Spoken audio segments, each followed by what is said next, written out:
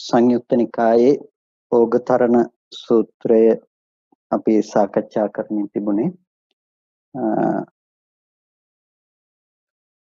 ඒකේ අට කතාව අනුව අපි මූලික පද විග්‍රහය සිද්ධ කරගන්න යෙදුනා. ඉතින් ටිකක් ඒක පද විග්‍රහය කිව්වහම ඒක නිරුක්තිය පැත්තට එහෙම නැතිනම් වාච්‍යාර්ථයේ පැත්තට බර නිසා කවුරුත් ඒක අට කතාව අනුසාරයෙන් අපි මේ පිළිබඳව ටිකක් මීට පෙර දීර්ඝ විස්තරයක් සිද්ධ කරගන්නට යෙදුනා. මම හිතන අපේ ගිහි පින්නතුණු සම්බන්ධ වෙන නිසා ඒ කොටස ලොකුවට පද විග්‍රහයන් ගිහි පින්නතුන්ට ඒක ප්‍රයෝජනවත් නොවේවි. නමුත් අද අපිට ඉතිරි වෙලා තිබුණේ සූත්‍ර දේශනාවට අදාළව එහි අර්ථය පිළිබඳව සාකච්ඡා කරන්නට අපි ඕගතරණ සූත්‍රය කියනකොට ඕගය කියන වචනේ කතා කරනකොට කතා කළා සැඩපහර කියලා. ඊයේ දවස් තුලදීත් අපි ඒ ගැන කතා කළා. ඒකට ඕග ගැන කතා කරනකොට කාම ඕග, භව ඕග, ditthi ඕග, අවිජ්ජා ඕග කියලා අපි ඕගය ගැන කතා කළා. එතකොට සැඩපහරක් කිව්වහම මේ විදිහට යම් ප්‍රවාහයක් නැතිනම් ගහගෙන යන ප්‍රවාහයක ස්වභාවයයි ඕගයක් කියන්නේ සැඩපහරක් කියන එකයි සරලම නිර්වචනය කියන එක අපි එතනදී කතා කළා. ඉතින් සූත්‍ර දේශනාවේ පද විග්‍රහයෙන් මෙහාට අපිට සූත්‍රයේ අර්ථය පිළිබඳව විමසීමට යනකොට බුදුරජාණන් වහන්සේ සවැත් නුවර ජේතවනාරාමේ වැඩ ඉන්නකොට අනේපිඬු සිටුතුමාගේ ආරාමේ එක දෙවියෙක් ඇවිල්ලා නොඑක් වර්ණයෙන් ජේතවනාරාමය බබළුවාගෙන ඇවිල්ලා බුදුරජාණන් වහන්සේගේ එකත් පසෙක ඉඳලා බුදුරජාණන් වහන්සේට ගාථාවක් කියනවා. එතකොට මතක ඇති අපි දේවතා සංයුත්තේ සහ දේව පුත්ත සංයුත්තේ අතර ඇති වෙනස අපි කිව්වා. ඒ කියන්නේ දේවතා සංයුත්තේදී මේ දේවතාවෙක් කියන්නේ මේ අපි අර දේවතාවියක් කියන ස්ත්‍රීලිංගිකව නෙමෙයි. දේවතා සංයුත්තේ කියලා කියන්නේ එක දෙවියෙක් කියන එක. එහෙම නැතිනම් අප්‍රකට දෙවියෙක් කියන එක. දේව පුත්ත සංයුත්තේදී ප්‍රකට ඒ කියන්නේ අපි සක්‍ර දෙවියෝ කිව්වොත් සක්‍ර දේවේන්ද්‍රය ප්‍රකටයි. ඉතින් මාතලී දිව්‍ය පුත්‍රයා කිව්ව මාතලී දිව්‍ය පුත්‍රයා ප්‍රකටයි. ඒ වගේ අර ඒ එදා ප්‍රකට දෙවිවරු කියලා කියනකොට අපිට ත්‍රිපිටකේ නම් ගොත් වශයෙන් ප්‍රකට ප්‍රධාන ගුණ දෙවිවරු ගැන කතා කරනකොට අන්න ඒ දෙවිවරු දේව පුත්ත සංයුත්තේදී පැහැදිලි වෙනවා. ඒ දෙවිවරුන්ට කරපු දේශනා අප්‍රකට දෙවිවරුන් සඳහා කරන ලද දේශනා දේවතා සංයුත්තේ බහුල කොට ඇතුළත් වෙලා තියෙනවා. ඉතින් මේ ඕගතරණ සූත්‍රය දේශනා කරන්නේ ඒ විදිහටම අප්‍රකට දෙවියෙක් ඇවිල්ලා ප්‍රශ්නයක් විමසන අවස්ථාවේදී කතන්නු ත්වම් මාරිස ඕඝමතරීති මාරිස නිදුකානන් වහන්සේ මේ ඕඝය තරණය කරන්නේ කොහොමද කියලා බුදුරජාණන් වහන්සේගෙන් අහනවා. අපතිට්ඨං ක්වාහං ආවුසෝ අනායුහං ඕඝමතරින්ති. එතකොට මේ බුදුරජාණන් වහන්සේ දේශනා කරනවා අපතිට්ඨං ක්වාහං ආවුසෝ අනායුහං ඕඝමතරින්ති. මම ඇවැත්නි මම පිහිටාද නොසිටිමි. වෑයම්ද නොකිරමින් තමයි මේ ඕගය තරණය කළේ කියලා. එතකොට පිහිටාද නොසිටමින් වෑයම්ද නොකරමින් ඕගය තරණය කළා කියනකොට මේ දෙවියා ටිකක් ප්‍රශ්නකාරී බවක් ඇති වුණා මේ දෙවියට. මොකද්ද මේ කියපු කාරණාවේ තේරුම කියලා. ඊට පස්සේ බුදුරජාණන් වහන්සේගෙන් අහනවා ස්වාමීනි ඔබ වහන්සේ කොහොමද මේ පිහිටන්නෙත් නැතුව වෑයම් කරන්නෙත් නැතුව ඕගය තරණය කළේ කියලා. මේ බුදුරජාණන් වහන්සේ මේ පිළිතුර ලබා දුන්නේ ටිකක් නොතේරෙන ආකාරයටමයි. ඒකට හේතුව තමයි මේ දෙවියා අපි මීට පෙර මතක් කළා ටිකක් මාන්න අධික දෙවි කෙනෙක්. ඒ නිසා මාන්නය පහ කිරීම සඳහා නැතිනම් මානය විඳහෙලීම සඳහා තමයි භාග්‍යවතුන් වහන්සේ ටිකක් එකපාරම නොතේරෙන පිළිතුරක් දුන්නේ. එතකොට දෙවියට Taman නොදන්නා බව තේරුම් ගන්නට අවස්ථාව සලසන්නට ඕන නිසා තමයි ඒ විදිහට ටිකක් නොදන්නා ආකාරයේ දැනගන්නට නොහෙන පිළිතුරක් ලබා දුන්නේ. ඊට පස්සේ බුදුරජාණන් වහන්සේ ඒ කාරණාව තවත් පැහැදිලි කරලා දේශනා කරනවා. එවත්නි මම යම් විටක පිහිටා සිටිනවා නම් පිහිටා සිටිනකොට ගිලෙනවා. ඒ වගේම එවත්නි මම යම් විටක වෑයම් කරනවා නම් වෑයම් කරනකොට ඉල්පී යනවා. ඒ හින්දා තමයි මම වෑයමුත් නොකර පිහිටාත් නොසිටමින් මේ ඕගය තරණය කළේ කියලා භාග්‍යතුන් වහන්සේ නැවත දේශනා කරනවා. ඊට පස්සේ මේ දෙවියා කාලෙකින් ඕගේ තරණය කරපු උත්තමයෙක් දැක්කාය කියලා බුදුරජාණන් වහන්සේට ප්‍රශංසා කරලා පිටත් වෙලා යනවා. ඉතින් සාමාන්‍යයෙන් අපිට ගත්තහම බොහොම ඊටාම කෙටි සූත්‍රයක්. හැබැයි මේ සූත්‍රය තුළ විග්‍රහ කරන්නට පුළුවන් අර්ථය ඊටාමත් විශාලයි. ඉතින් ඒ විශාල අර්ථයට අනුව තමයි අපි මීට පෙර දේශනා මම හිතන්නේ 3ක් විතර කළානේ. ඒකට මේ පද විග්‍රහයන් පිළිබඳව අපි මීට පෙර දීර්ඝ සාකච්ඡාවන් සිදු කළේ. එතකොට දැන් ප්‍රධාන ගැටලුව තමයි කොහොමද ඕගය තරණය කරන්න කියලා අහනකොට පිහිටාද නොසිටමින් වෑයම්ද නොකිරමින් ඕගය තරණය කළා කියලා බුදුරජාණන් වහන්සේ ලබා දුන්න පිළිතුර පිළිබඳව විමසා බැලීම. ඕගය කියන එක යම් සැඩපහර කියන එක ඇතුළත කරන පිහිටා සිටීම කියන දේ සැඩපහර ඇතුළත උත්සාහවත් වීම කියන දෙකම වැරදි කියන එක අපි ඊයේ දවසේදී සාකච්ඡා කළා. ඒ කියන්නේ ගිනිගොඩ ඇතුලේ නොපිච්චී ඉන්න උත්සාහ කළත් ගිනිගොඩ ඇතුලේ ඉඳගෙන උත්සාහ නොකර හිටියත් දෙකම වැරදි කියන එකත් මතක් කළා. එතකොට අට කතා විග්‍රහය තුළ අපිට මේ පිළිබඳව දැක්වෙනවා අර්ථ 7කින් පිහිටා සිටින්නේ කොහොමද? ඊට පස්සේ ඉල්පී යනවා කියන්නේ මොකක්ද කියන කාරණාව විග්‍රහ කරනවා. පිහිටා සිටිනවා කියලා කියන්නේ එක තැනකට වෙලා ඉන්නවා. වතුරේ ඉන්න කෙනෙක් කිසිම උත්සාහයක් නොකර එක තැනකට වෙලා හිටියොත් එහෙනම් මොකද වෙන්නේ? එතකොට යාව එතනම ගිලිලා යනවා. ඒ වගේ මෙයා යම් විදිහකින් උත්සාහවත් වෙනවා නම් උත්සාහවත් වෙනකොට මොකද වෙන්නේ? උත්සාහවත් වෙනකොට උඩට ඉල්පී යනවා. එතකොට එක තැනක හිටියත් ඒක වැරදක්.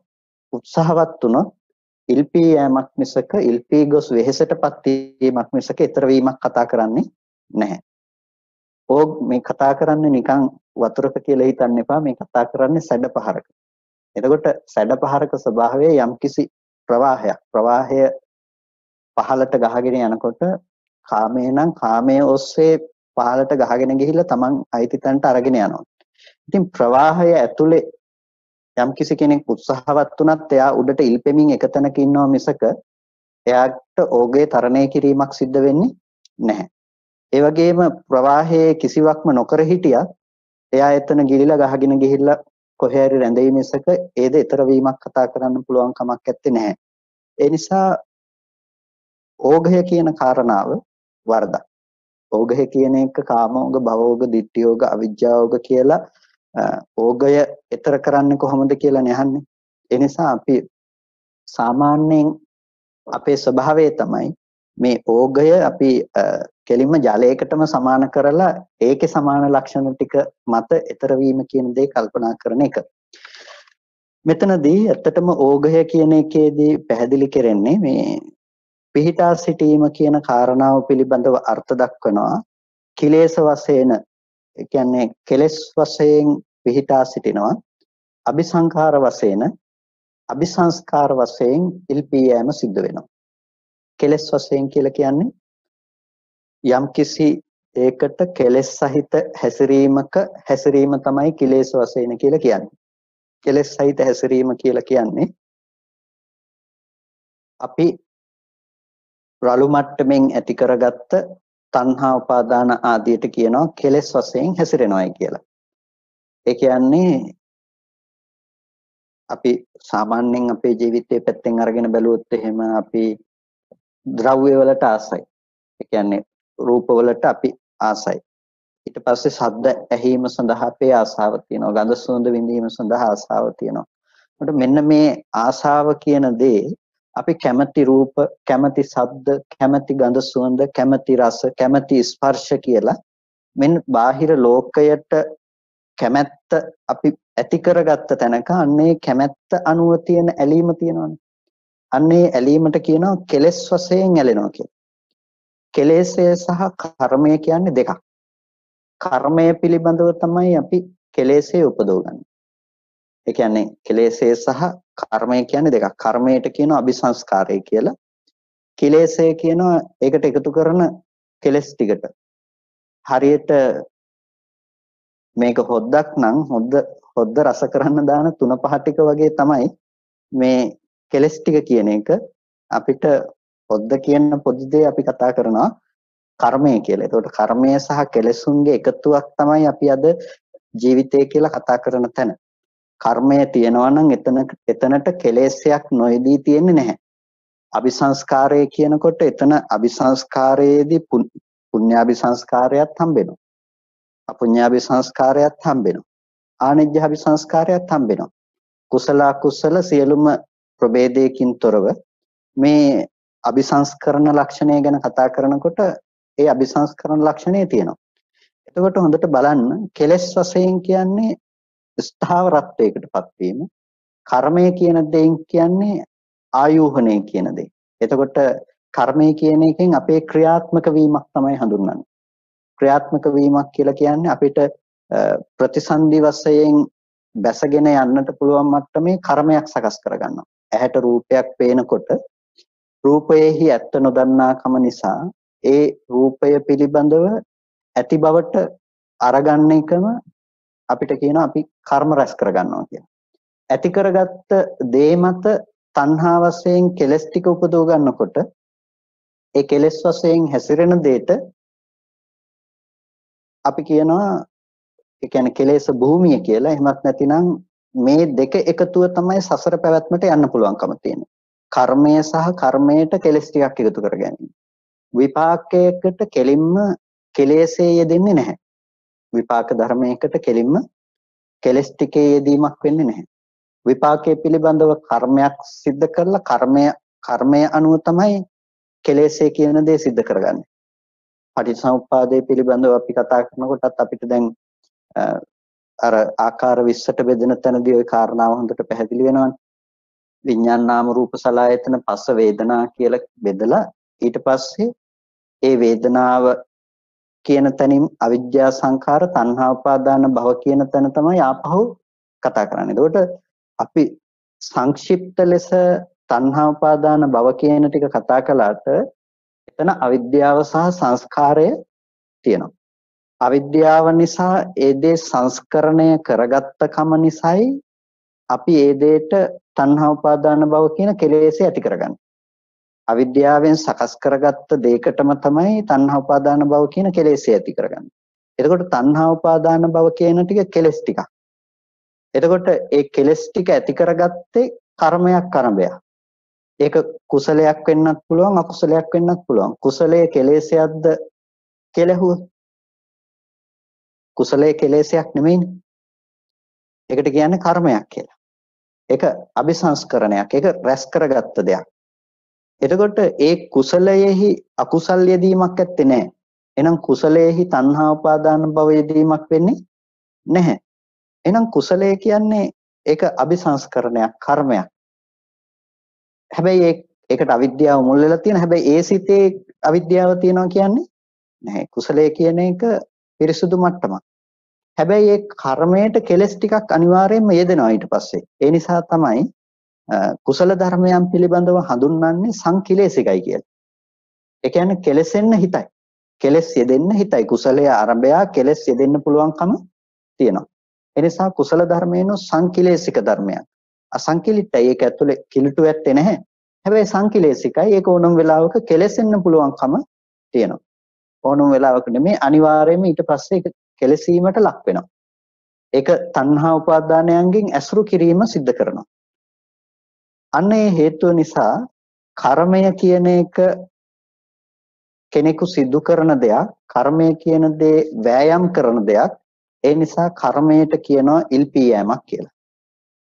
ඒ වගේම කෙලෙස් වශයෙන් කරන්නේ ඒ සිද්ධ කරගත්ත කර්මය ස්ථාවර කරන එක. එහෙම නැතිනම් ඒක රූපාවචර නම් ඒ කෙලෙස් ටික ඒ මට්ටමිනුයි යෙදෙන්නේ. ඒ මට්ටමින් රූපාවචර උත්පත්තියක් ගෙනල්ලා දෙල ස්ථාවරත්වයක් ඇති කරන්න පුළුවන්. අරූපාවචර මට්ටමේ ස්ථාවරත්වයක් ඇති කරන්න පුළුවන්. එතකොට මේ කාමාවචර මට්ටමේ ස්ථාවරත්වයකට යව පමුණවන්න පුළුවන්කම තියෙනවා. ඒ නිසා කෙලෙස් වශයෙන් කෙනෙක් පිහිටා සිටිනවා. අபிසංස්කාර වශයෙන් ඒ කියන්නේ රැස් කර ගැනීමක් විදිහට එයා නැවත නැවත කර්මයේ රැස් කරනවා. ඒකට කියනවා අபிසංස්කරණය කියලා. ඒ නිසා දැන් පිහිටා සිටිනවයි කියනකොට පිහිටා සිටීමට අයිති පළවෙනිම දේ තමයි කෙලෙස් වශයෙන් පිහිටා සිටිනවා. අபிසංස්කරණ වශයෙන් ඉල්පී යනවා. ඒකට වෑයම් කිරීමක් තමයි කුසලයේ කියලා කියන්නේ. වෑයම් කිරීමක් තමයි රූප භූමියේ පිනිස අපි උත්සාහවත් වීම කියලා කියන්නේ. අරූප භූමියේ පිනිස උත්සාහවත් වීම කියලා කියන්නේ. එතකොට ඒ වෑයම් කිරීම කර්ම රැස් කර ගැනීම අபிසංස්කරණය කියලා කියනවා. අபிසංස්කරණය හඳුන්වනවා ඉල්පී යෑමක් හැටියට. එතකොට පිහිටා සිටින්නත් බෑ. ඒ වගේම අපිට වෑයම් කරන්නත් බෑ කියලා කිව්වේ මේ හේතුව නිසා. අපි පිහිටා සිටියොත් එහෙම අපිව ගිලෙනවා. වෑයම් කරොත් තමයි ඉල්පෙන්නේ. ඒ වගේ පිහිටා සිටීම තුලත් වෑයම් කිරීම තුලත් මේ ප්‍රවාහය තුල අපිව රැඳී සිටීම සිද්ධ වෙනවා. ඒ නිසා පිහිටා සිටීමත් වැරදි කිව්වා. ඒ වගේම වෑයම් කිරීමත් වැරදි කිව්වා. මොකද වෑයම් කිරීම කියන එක කර්ම සිදු කිරීමක්. ඒ වගේම පිහිටා සිටීම කියන එක කෙලෙස් වශයෙන් හැසිරීමක්. මේ ඔක්කොම පොදුවේ මේ ප්‍රවාහය ඇතුලේ තියෙන දේවල් නිසා තමයි මේ දෙකම වැරදි කියලා කිව්වේ. ඒක තමයි ප්‍රධානම දේ. මේ දෙකම ප්‍රවාහය ඇතුළත තියෙන දේවල් නිසා වැරදි. ඊට පස්සේ දෙවෙනි කාරණාව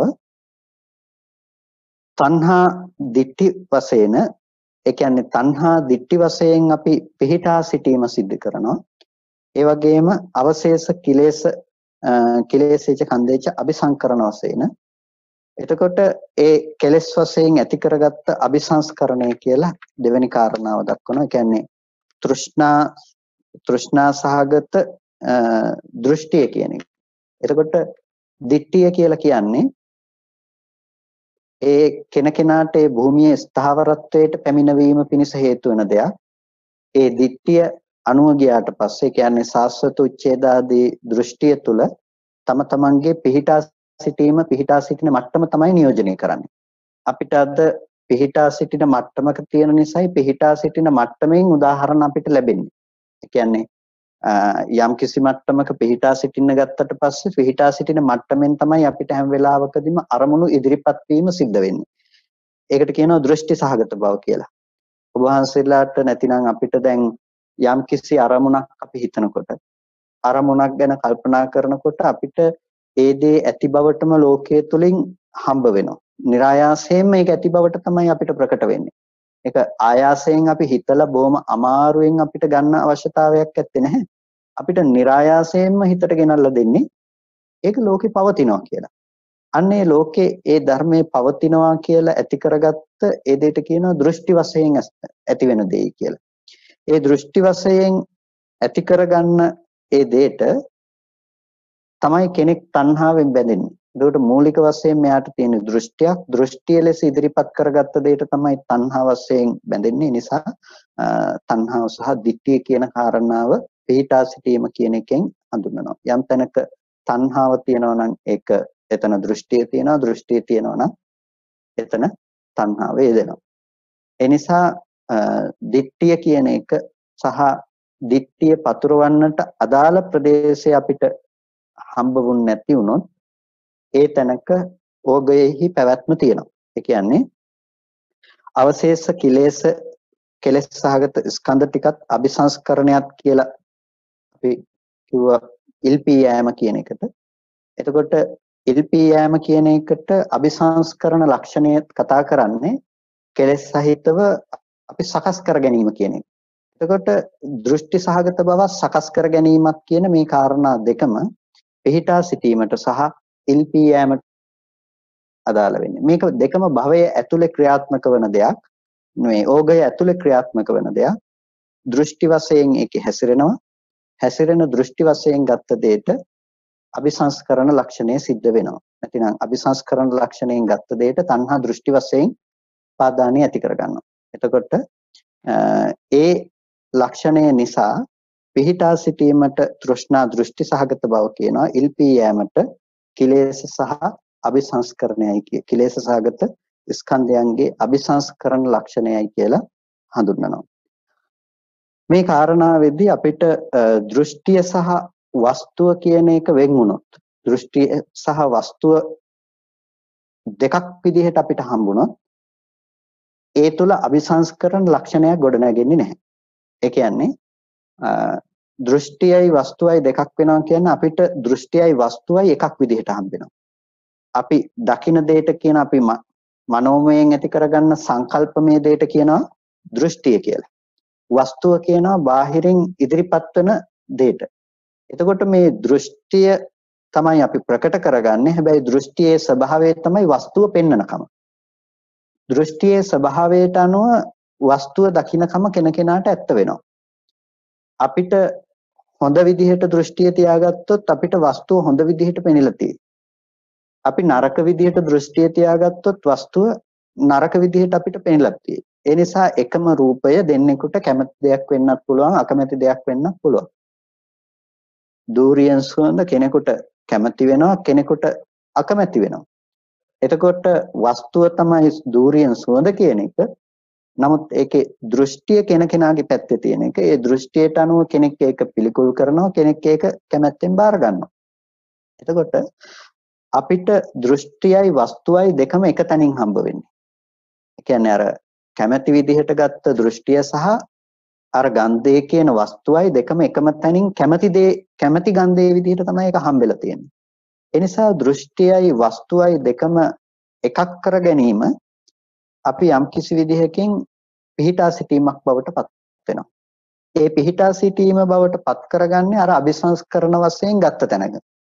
ඒ කියන්නේ ඇති බවට ගත්ත වස්තුව ඇති බවට ගත්ත තැනක තියෙන ස්වභාවය තමයි මේ කතා කරන තණ්හා දිට්ඨි සහගත ස්වභාවය. එතනදී දෘෂ්ටිය සහ වස්තුව දෙකක් විදිහට දැක්කොත් තමන්ගේ දෘෂ්ටිය පවත්වාගෙන යෑම සඳහා බාහිර දෙයක් ලැබෙන්නේ නැත්තම්, බාහිර මහා භූතයපත් වෙන්නේ නැත්තම් ඒ කෙනාගේ දෘෂ්ටියට පැවැත්මක් ඇත්තේ නැහැ. ඒ කියන්නේ කිසිම දෙයක් ඇති බවට හම්බ වෙන ලක්ෂණයක් නැත්තම් ඒ ඇති බවට හම්බ වෙන ලක්ෂණය නැති තැනක බාහිර තමන්ගේ පැත්තේ පවතින දෘෂ්ටිය පවත්වන්න විදිහක් ඇත්තේ නැහැ. ඒ නිසා තමයි අනුපූර්ව ක්‍රමවේදයක් යටතේ දෘෂ්ටිය වෙනස් කරන්නේ. අපිට අද දකින්නකොටම මිනිස්සෙක්මයි කියලා පේන තැනක මිනිස්සෙක් පෙනෙන දෘෂ්ටිය ඉස්සෙල්ලා වෙනස් කරනවා. ඒ දෘෂ්ටිය වෙනස් කිරීම සඳහා තමයි දෙතිස් කුණප කොට්ටාස වශයෙන් හෝ සතර මහා ධාතු වශයෙන් හෝ ආශ්වාස ප්‍රශ්වාස වශයෙන් හෝ හිත තියලා මාර්ගයේ වඩන්න කියලා කියන්නේ ඉස්සෙල්ලාම මේ දෙකම එකක් වෙලා පේන මේ ඝන සංඥාව අයින් වෙන්න අවශ්‍ය නිසා. එතකොට අපිට ප්‍රකට වෙනවා ඊට පස්සේ මතු කරගන්න මට්ටම. ඒකනේ අර මිහින්තලේ හාමුදුරුවන්ට ආට්ටික සංඥාව වඩපු හාමුදුරුවන්ට කාන්තාවක් hina වෙනකොට ඇටසැකිල්ලක් hina වෙනවා කියන්නේ. ඒ කියන්නේ ඇහැට පෙනීම නෙමෙයි වෙනස් උනේ. හැබැයි ඒ පේන දේ ආරම්භය ඇති කරගන්න දෘෂ්ටිය වෙනස් එකක්. ඒ නිසා එයා ඒක දැක්කේ දැනගන්නේ මේ වෙනස් සහගත ස්වභාවය. අරකට දෙන ඉඩ මානසික පිළිගැනීම අයින් කරලා තමන් ඇති කරගත්ත දර්ශනය තමයි එතනදී දැකීමට පාදක කරගෙන තියෙන්නේ. සතිපට්ඨානයේදී කරන්නේ ඒ වගේ දෙයක් තමයි හිතට දෘෂ්ටියක් ඇති කරනවා. දෘෂ්ටියක් කියන්නේ ඒක වැරදි දෘෂ්ටියක් කියන තැනින් නෙමෙයි, ඉන්න තැන බොරුවක් කියලා පෙන්වන්න අවශ්‍ය නිසා යථාර්ථවාදී දෘෂ්ටියක් එතන දෙනවා. අපි ඒකට සම්මා දිට්ඨි කියලා කියනවා. ඒක ඉස්සෙල්ලම ලෞකික සම්මා දිට්ඨිය මට්ටමින් තමයි අපි වඩන්නේ. ඒ මට්ටමේ සම්මා දිට්ඨියක් මගින් අර මිච්ඡා දිට්ඨිය පෙනුන තැනක දර්ශනය යහපත් කරනවා.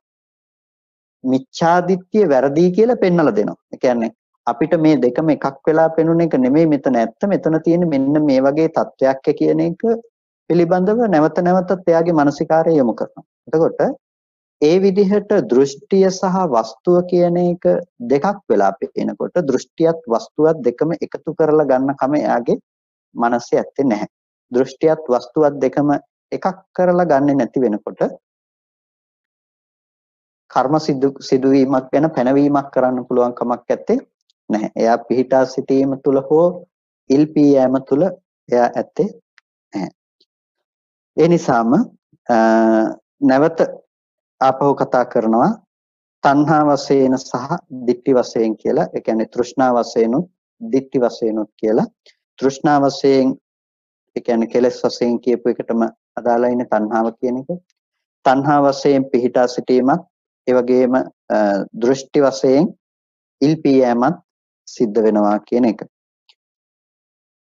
තණ්හා වශයෙන් කෙනෙකු පිහිටා සිටීම සිද්ධ කරගන්නකොට දෘෂ්ටි වශයෙන් ඉල්පී යනවා. දෘෂ්ටි වශයෙන් ඉල්පී යනවා කියන තැනදී තණ්හා වශයෙන් පිහිටා සිටිනකොට ඒකේනා දෘෂ්ටිය විදිහට සාස්වත උච්ඡේදාදී දෘෂ්ටීන්ටපත් වීම සිද්ධ වෙනවා. මේ ටිකේ පොදු ලක්ෂණ ටිකක් තියෙනවා. මම කාරණා ටික පැහැදිලි කරගෙන ගිහිල්ලා ඒ කරුණු ටික පැහැදිලි කරන්නම්. ඊට පස්සේ සස්සත දිට්ඨිය, ඒ කියන්නේ සාස්වත දෘෂ්ටි වශයෙන් පිහිටා සිටිනවා කෙනෙක්. සාස්වත දෘෂ්ටි වශයෙන්, ඒ කියන්නේ හතරවෙනි කාරණාව. ශාස්වත දෘෂ්ටිය වශයෙන් පිහිටා සිටිනවා කියලා කියන්නේ ලෝකය පවතිනවායයි ඇති බවට ගත්ත සංකල්පය. රූප වේදනා සංඥා සංස්කාර විඥාන සහිත පුද්ගල භාවයේ හෝ ලෝකයේ හෝ පදාර්ථයන්ගේ හෝ ඇති බවට ගත්ත ලක්ෂණය තමයි සාස්වතය කියලා කියන්නේ. එතකොට අන්න ඒ ඇති බවට ගත්ත ලක්ෂණය, ලෝකේ පවතිනවා කියලා ගත්ත ලක්ෂණය එයා පිහිටා සිටින තැන. උච්ඡේදය කියලා කියනවා සිඳීම කියන එක. සිඳීම කියන එක ඉල්පී යෑම. එතකොට යම් කිසි කෙනෙක් මේකෙන් මිදෙන පැත්තට කැමති නම් ඒ මිදීමට කැමති කෙනාට කටයුතු කිරීම තුළ එයාට හම්බෙනවා උච්ඡේදයක්. ඒ කියන්නේ එයා සිඳීමක් කතා කරනවා. මේ ධර්මයන් එක්ක මෙතනින් පස්සේ මෙහෙම සිඳිලා යනවා කියලා. අපි ඊයේ දවසේදීත් කතා කළා සාස්වත උච්ඡේදය කියලා. ඒ කියන්නේ සාස්වත අන්තය තුල ඉන්නේ, නමුත් භජනය කරන්නේ උච්ඡේදයක්. ඒ කියන්නේ ඇති බව තුල ඇති අන්තය තුල ඉඳලම නැති බව කියන දේ කතා කිරීම. එතකොට ඒක ඉල්පී යෑම කියන තැනට සාධාරණයි. ඊට පස්සේ මේ ඕලීයනාභි නිවේසාහි භවදිත්‍ති සහ උද්දච්ච වශයෙන් කියලා කියන ඉල්පී යෑමට. එතකොට ඕලීයනාභි නිවේසාහි භවදිත්‍ති කියන්නේ ඇලීම සහ පිහිටා සිටීම වශයෙන් ඇති කරගත්ත දෘෂ්ටියට. ඇලීම කියන දේ ලෝකයේ සම්මුති පැවැත්ම තුළ පවත්ම කෙරෙහි ඇති කරගත්ත තෘෂ්ණා සහගත ස්වභාවයට, පැවැත්ම තුළ ඉන්න කැමැති ස්වභාවයට කියනවා ඕලීයනාභි නිවේසය කියලා. ඒ කියන්නේ පැවැත්ම තුළ හැසිරෙනවා කියන එක. පැවැත්ම තුළ දැසගෙන පවතිනවා කියන එක. එතකොට මේ පැවැත්ම පිළිබඳව ඇලීම. ඒකට කියනවා පිහිටා සිටීම කියලා. උද්දච්ච වශයෙන් එහි පිහිටා සිටින්නට බැරිකම නිසා විසිරුණු සහගත ස්වභාවයට කියනවා ඉල්පී යෑම කියලා. එතකොට අපිට ඇති දේ තුල ඇලී පැවතීමත් ඒ දේ මිදීම පිණිස උත්සාහවත් වී විසිරී යෑම කියන එකත් දෙකම වැරදි. ඇලී පැවතීම කියන එකට කියනවා පිහිටා සිටීම කියලා. ඒ දේ ඇතුළෙම උත්සාහවත් වීම කියන එකට කියනවා උද්දච්ච වශයෙන් විසිරීමට යනවා කියලා. ඒකට කියනවා ඉල්පී යෑමටපත් වෙනවායි කියලා. ඊට පස්සේ ඒකටම අදාළයි අතිධාවනාබිනිවේසා විභව දිට්ඨි ලීන වශයෙන් සම්තිත්තන්තෝ. එතකොට අතිධාවනාබිනිවේසය කියලා කිව්වේ වැඩිපුර දුවනවා කියන එකනේ අතිධාවනය කියන්නේ. ඒ කියන්නේ බස් එක යනකොට බස් එක ඇතුලේ දුවනවා වගේ කතාවක් නික්මන්ට යන්න ඕන නිසා. එතකොට මේ අතිධාවනය නිසා කෙනෙකු විභව දෘෂ්ටියකටපත් වෙනවා. එතකොට මේ විභව දෘෂ්ටියකටපත් වීම කියන එකත් පිහිටා සිටීමට අයිති දෙයක් හැටියට දක්වනවා. ඒ තැන පිහිටා සිටීම කියන දේ තියෙනවා. ඊට පස්සේ එතන සිත හැකිලීමටපත් වෙනකොට ලීන වශයෙන් හිතපත් වුනාම කියලා කියනවා. ඒකටත් පිහිටා සිටීම කියලායි කියන්නේ. ඊට පස්සේ හිතේ විසිරුණු සහගත ස්වභාවයට කියනවා උද්දච්ච වශයෙන් හිත විසිරීමට ගියා කියලා. ඒක ඉල්පී යෑම. ඊට පස්සේ කාමසුකල්ලිකානුയോഗයට කියනවා පිහිටා සිටීම කියලා. අත්තකිලමතානුයෝගයට කියනවා උත්සාහවත් කිරීම නැතිනම් වෑයම් කිරීම ඉල්පී යෑමට හේතුව කියලා. කාමසුකල්ලිකානුයෝගය කියනකොට කාමය කෙරෙහි ඇති බැඳීම, කාමයේ කෙරෙහි කාම සුඛය පිළිබඳව අනුയോഗව වාසය කිරීම. එනිසා ලෝකෙ වැඩිපුරම කාමසුකල්ලිකානුයෝගයේ ඉන්න අය. අත්තකිලමතානුයෝගයේ ස්වල්ප දෙනා ඉන්නේ. නමුත් කාමසුකල්ලිකානුයෝගය තුල තමයි වැඩිපුර ඉන්නේ. ඒ කියන්නේ ඒක තීරණය කරන්නේ බාහිරව කන්න බොන්න නැද්ද කියන එක මත නෙමෙයි. එයාගේ ප්‍රතිපදාව ගැන මේ කතා කරන්නේ. අද එදා වේල කන්න නැති, හොයාගන්න නැති, බොහොම දුප්පත් දුගී අසරණම මිනිස්සෙක් ඉන්න පුළුවන්. නමුත් ඒ මිනිස්සේ ඉන්නේ කාමසුකල්ලිකානුයෝගයේ. ඒ මිනිස්සේ ශරීරයට දුක ලැබුණයි කියලා ඒ මිනිස්සේ අත්තකිලමතානුයෝගයේ වාසය කරන්නෙක් නෙමෙයි. ඒ මිනිස්සේ ඉන්නේ කාමසුකල්ලිකානුයෝගයේ. හේතුව තමයි එයාගේ දෘෂ්ටිය තියෙන්නේ බාහිර වස්තුව කෙරෙහි ඇති කරගත්ත කාමසහගත සංකල්පනාවකින් සැප විඳින්න පුළුවන් කියන තැන. ඒ නිසා එයාට නැතිකම නිසා එයා නොවිඳිනවා මිසක එයා උත්සාහවත් වෙන්නේ මේ දේවල් හොයාගෙන හොඳින් මේ දේවල් භුක්ති විඳීමට. ඒ නිසා ඒකට කියනවා කාමසුකල්ලිකානුයෝගය. එයාගේ දර්ශනෙත් කාමසුකල්ලිකානුයෝගය. හැබැයි ඒක නොලැබෙන්න පුළුවන් එයාට. නමුත් එයා ඉන්නේ කාමසුකල්ලිකානුයෝගය. අත්තකිලමතානුයෝගය කියන්නේ ඒකේ නිවීමක් නැහැ කියලා දැකලා ඒකෙන් මිදෙන ක්‍රමයක් හොයාගෙන යනකොට එයා හිතනවා මේකට සැප දීලා හරියන්නේ මේක ටිකක් මේ දෙන ටික අයින් කරලා බැලුවොත් එහෙමනම් මිදෙන්න පුළුවන් කියලා එයා අත්තකිලමතානුයෝගයකටපත් වෙනවා. එතකොට උත්සාහ නොකර ඉඳීමත් උත්සාහ කිරීම කියන එකත් මේ දෙකම ප්‍රවාහය ඇතුලේ තියෙන දෙයක්. ඒ නිසායි අත්තකිලමතානුයෝගයක් වැඩක් නැහැ කියලා කියන්නේ. එතකොට අත්තකිලමතානුයෝගය මිදෙන්න අවශ්‍ය කෙනෙකුට ඇති කරගන්න දෙයක්. අත්තකිලමතානුයෝගය අද ගොඩක් වෙලාවට දකින්න නැති වුණත් අත්තකිලමතානුයෝගයේ යම් යම් විදිහකට දකින්න පුළුවන්කම තියෙනවා. ඒ කියන්නේ දෘෂ්ටි සහගත ස්වභාවයකටපත් වෙලා යන එකට කියනවා අත්තකිලමතානුයෝගය කියලා. ඒකට අද සමහර වෙලාවට අපිට අත්තකිලමතානුයෝගයේ දකින්න පුළුවන්. මේ ශාසනය ඇසුරු කරගෙන උනත් සමහර වෙලාවට අර මේ එක කාල සීමාවලට එක දේවල් එනවනේ. අර පහුගිය කාල සීමාවල වල තිබුණේ අර විනය කාරණා ටික අදාළ කරගෙන ගිහි මූලාශ්‍රයක් සහිතව ඇති වුණ දෙයක්. එතකොට ඒ අය බලාපොරොත්තු වෙන්නේ ශරීරයට දුක දීම තුල නිවන් දකින්න පැත්තට. ඒකට විනය පිටකයේ තුල අතිධාවනය කරමින් ඒ අය උත්සාහවත් වෙනවා ඒ ඔස්සේ නිවන් දැකීම සඳහා යන්න.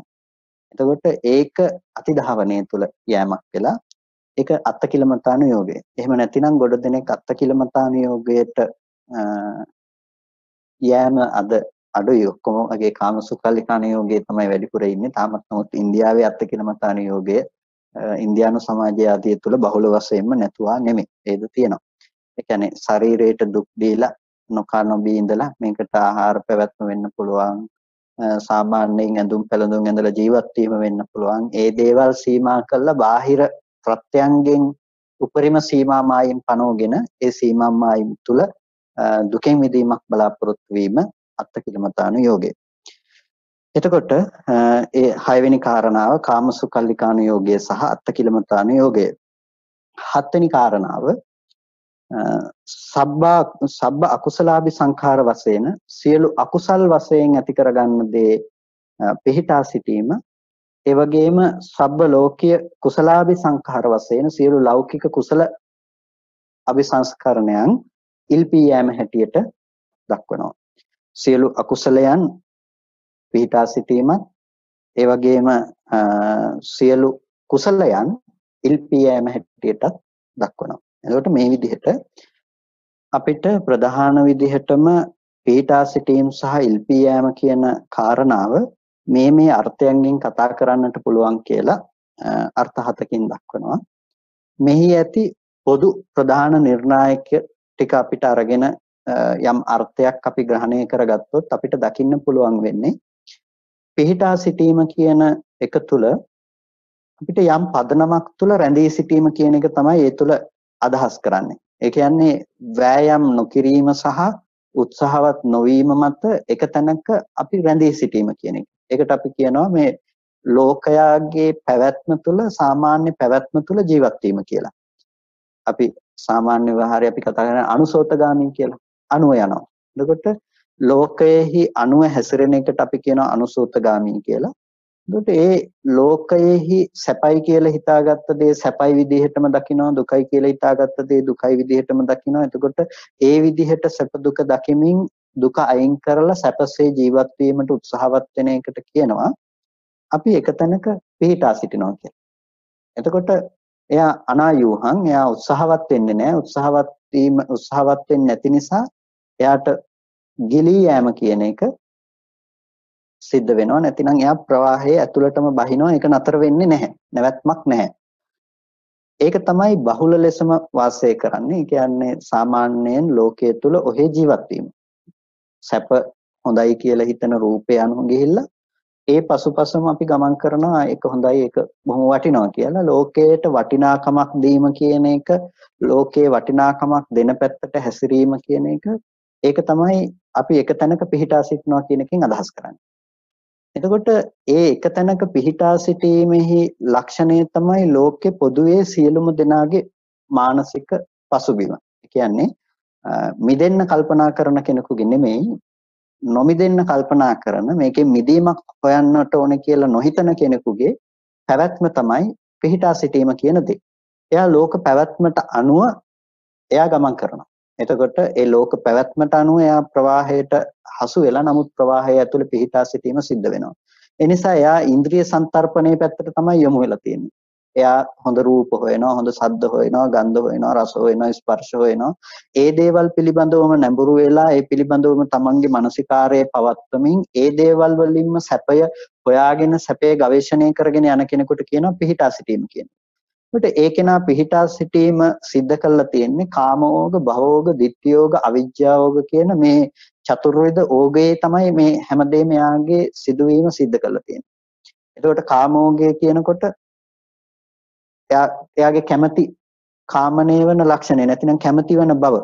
එතකොට මේ කැමැති වෙන බව රූප, ශබ්ද, ගන්ධ, රස, ස්පර්ශ ටික පැත්තෙන් පෙනිලා එයා ඒව හොයාගෙන ඒ ඔස්සේ කටයුතු කරනවා. ඊට පස්සේ ditthi යෝගයක් කියලා කියනකොට එයාගේ දෘෂ්ටි සහගත ස්වභාවය. එතකොට දෘෂ්ටි සහගත ස්වභාවය එයාගේපත් වෙන්නේ කාමයේ අනුව ගියොත් නම් කාමයේ අනුව තමයි දෘෂ්ටිය තියෙන්නේ. රූපය අනුව ගියොත් නම් එයාට ධානා නිමිත්තක් වෙන්න පුළුවන්. ඒකට කියනවා ඥාන නිකාන්ති තණ්හා කියලා. ඒක මේ විශේෂ වචනයක්. එතකොට ඥාන නිකාන්ති තණ්හා කියලා කියන්නේ ධානයක උනත් එයා ඇති කරගන්න නිකාන්ති තණ්හාව කියන එක. ධානයේ උනත් ධාන නිමිත්ත තණ්හා උපාදානයන්ගෙන් එයා ඇසුරු කරන බව. එතකොට ඒ විදිහට එයා දන්නේ එතන හැසිරෙන්නේ. එයා ditthi යෝගය තුල එතන හැසිරෙනවා. ඊට පස්සේ එයා දෘෂ්ටි යෝගයටපත් වුණා වගේම භවය එයා සකස් කරගෙන ඉන්න නිසා භවෝගයයි කියලා කියනවා. ඒ වගේම ඇත්ත නොදන්නා අවිද්‍යා යෝගය තුල එයා සාමාන්‍ය පැවැත්ම තුල කටයුතු කරනවා. ඉල්පී යාම කියන එකෙන් අදහස් කරන්නේ මෙතන පොදු ව්‍යවහාරය අනුව අපි අරගෙන බැලුවොත් යම් කිසි කර්ම රැස් කර ගැනීමක්. කර්ම රැස් කර ගැනීමක් කියන්නේ කුසල අකුසල වශයෙන් කර්ම රැස් කර ගැනීමක්, මිදීම පිණිස උත්සාහවත් වීමක්. එතකොට කෙනෙකු භාවනා කිරීම කියන දේ ඇතුළත් වෙනවා ඉල්පී යෑම කියන දෙයට. ඒ කියන්නේ භාවනා කිරීම කියන එකෙන් අදහස් කරන්නේ මේ ශාසනයේ සම්මා දිට්ඨිය ඇති කරගෙන ඒ ඇති කරගන්න භාවනා නෙමෙයි. මිදීම පිණිස කෙනෙකු විසින් ඇති කරගන්න මේ ශාසනයෙන් බාහිර රූපාවචර අරූපාවචර ආදී නොඑක් භාවනා ක්‍රම තිබුණත් ඒ සියලුම භාවනා ආදී ක්‍රම ඉල්පී යාම පිණිස පවතින දේවල් මිසක ඕගයෙන් මිදීම පිණිස පවතින දේවල් නෙමෙයි. ඒ නිසා යම් කිසි කෙනෙක් මේකෙන් මිදෙන්නට ඕන කියලා යම් අදහසක් ඇති කරගන්නවා නම් ඒ ඇති කරගන්න අදහසම මේ ශාසනයේ සම්මා දිට්ඨිය උණුසුම ලැබලා නැත්නම් ඒ උණුසුම ලබා නැති දේ ඉල්පී යාම පිණිස පවතින දෙයක්. මොකද එයා ඕගය තේරුම් අරගෙන නැහැ. සැඩපහර තේරුම් අරගෙන නැහැ. එයා දන්නේ මේ සාමාන්‍ය ලෝකේ පැවැත්ම වැරදි කියන්නේ. ඒ නිසා තමයි බුදුරජාණන් වහන්සේගේ කාලේ සමාජය තුළ දෙසටක් මිත්‍යා දෘෂ්ටි බිහි වුණේ. නොඑක් විදිහට උත්සාහවත් වුණේ. ඉතින් සාමාන්‍යයෙන් අද අපේ සාමාන්‍යයෙන් ඉන්න මිනිස්සෙකුට වැඩිය එදා දර්ශනයක් විදිහට ගත්තොත් එහෙම කෝරක්කත්ති කියලා ඉස්සරහින් හිටියා. කෝරක්කත්ති කියන්නේ අර බල්ලෙක් වගේ හිටපු හැසිරුණ කෙනෙක්නේ. එයා මේ කුක්කුර වෘතයේ සමාදන් වෙලා හිටියේ. එතකොට බල්ලෙක් විදියට තමයි කෑම කන්නේ, ඉන්නේ, හැසිරෙන්නේ, සියලුම දේවල් කරන්නේ බල්ලෙක් විදියට. ඉතින් අද සමාජයේ අපි හොඳට සාමාන්‍ය කෙනෙක් අරගෙන බැලුවොත් කෝරක්කත් එක්කලා දර්ශනීය පැත්තෙන් බොහොම ඉහළින් හිටියා. ඒ කියන්නේ භෞතිකවාදී දාර්ශනිකයෙකුට වඩා කෝරක්කත්තික දාර්ශනිකයෙක්. මම කියන්නේ භෞතිකවාදී හොඳම දාර්ශනිකයෙකුට වැඩිය කෝරක්කත්තික හොඳ දාර්ශනිකයෙක්. ඒකට හේතුව එයා බල්ලෙක් විදිහට හිටියේ ඇයි කියලා ප්‍රශ්නයක් එනවනේ. නිකම්ම ගිහිල්ලා බල්ලෙක් විදිහට හිටියා වෙන්නත් බෑනේ. නිගණ්ඨනාත පුත්තල හොඳ දාර්ශනිකයෝ වෙන්න එපේ. මහා සෙනඟකට අනුශාසනා කරපු අයනේ. එතකොට ඒ අය දැක්ක යම් දර්ශනයක්. ඒ තමයි ඒගොල්ලෝ කාමසුකල්ලිකාන යෝගයෙන් බෑ කියලා දැක්කා. එයා දකින්නේ රූපයේ පැත්තේ සැප තියනවා කියලා නම්, ගන්ධ රස ස්පර්ශයන්ගේ සැප තියනවා කියලා නම්, එයා ඒකේ නිෂ්ඨාවක් හොයාගෙන යනවානේ. එයා කොහොම හරි රස්සාවක් කළා එයා ජීවත් වෙන්න හදනෝනේ. එයා හොඳට කොහෙට දාස මෙහෙවරක් කළා හරි ජීවත් වෙන්න ක්‍රමෝපායක් හොයනවා එයා. හැබැයි එහෙම හෙව්වේ නෑ. ශරීරයට මහා දුකක් දෙමින් එයා බලාපොරොත්තු වුණා එතනින් මිදීමක් හොයන්න. ඒ කියන්නේ එයාට මිදීමක් හැවීමේ අවශ්‍යතාවයක් තිබුණා. නිකම්ම හිතන්නකො මිදීමක් හොයන්න අවශ්‍යතාවයක් තිබුණ නිසා ඒ තිබුණ හැඟීම ඒ කියන්නේ එච්චර ශරීරයට දුකක් දෙමින් එයාගේ යම්කිසි සත්‍යයක් හොයාගෙනනේ.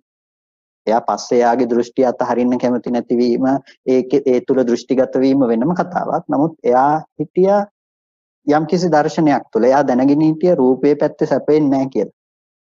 එයා දැනගෙන හිටියා ඒ පැත්තේ සැපෙන් ගිහිල්ලා මට මේ දුකෙන් මිදෙන්න බෑ කියලා.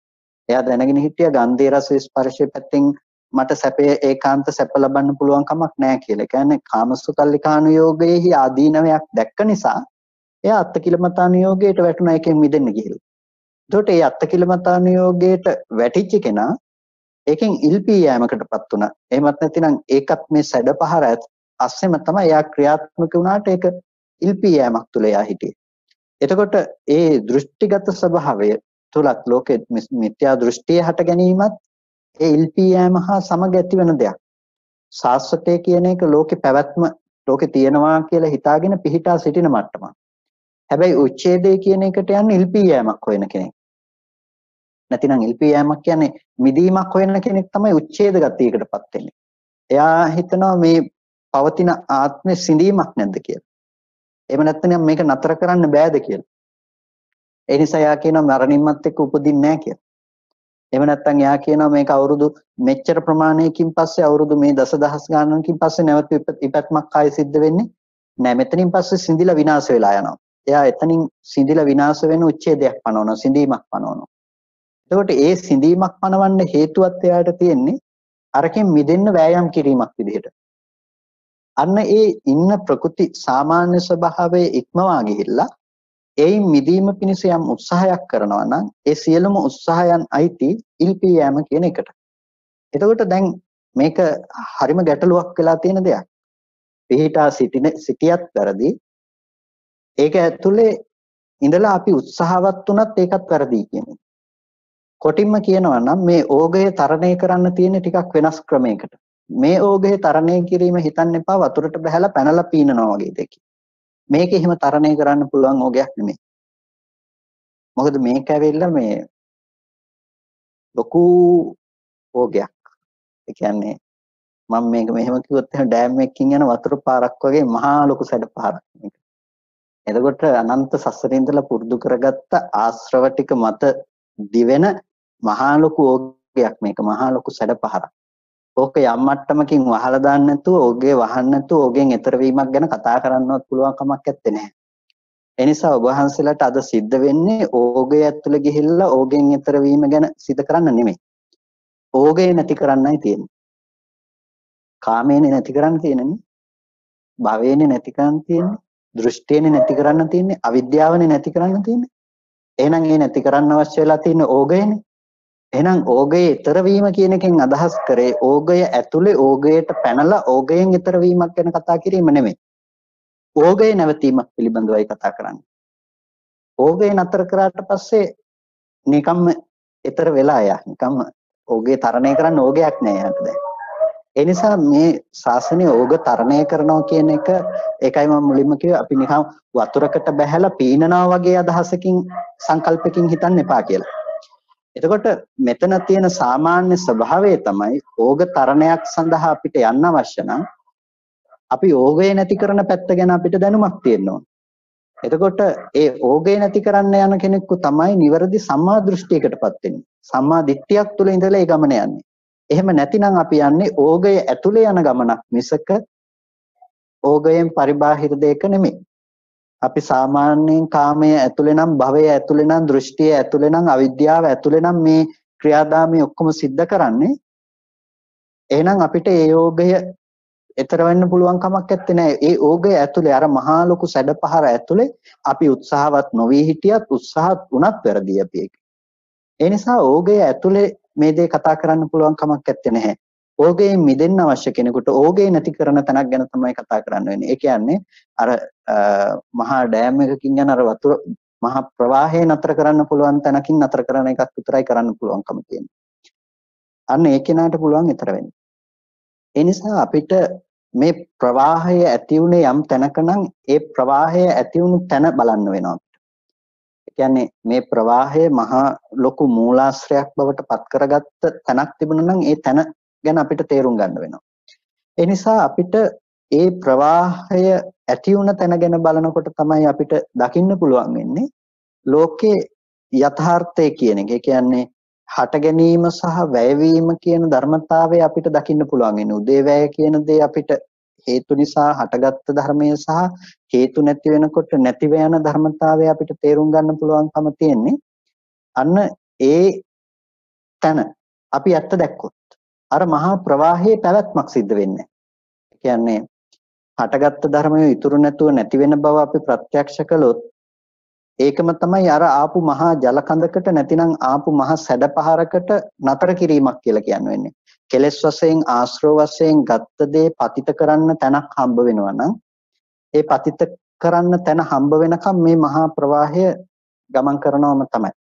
ඒ නිසා සැඩපහර හැම වෙලාවකදීම යන්නේ යම්කිසි ආනතියකට යම්කිසි කෙලවරක් බලාගෙන.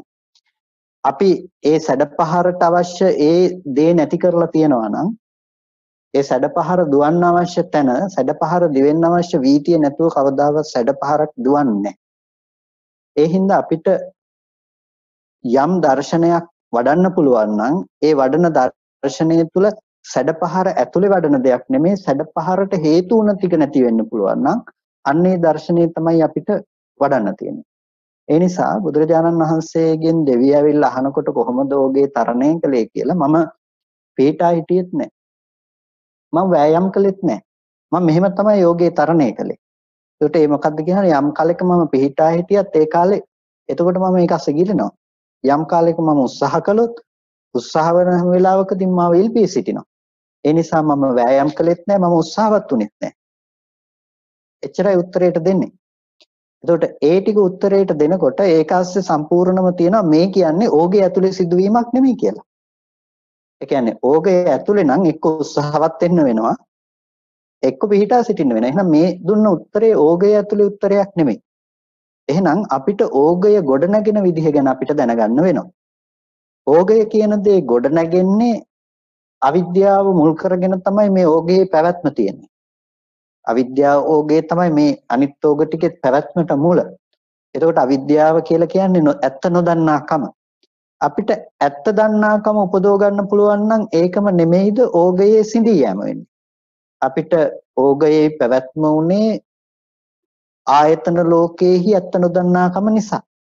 හැබැයි අපි යම් විදිහකින් ආයතන ලෝකයේහි ඇත්ත දැක්කොත් ආයතන ලෝකයේහි ඇත්ත දකින්න පැත්තට යොමු වුණ මානසිකාරය ඇති තැනක සම්පූර්ණම අපිට ඕගය නතර වෙලා.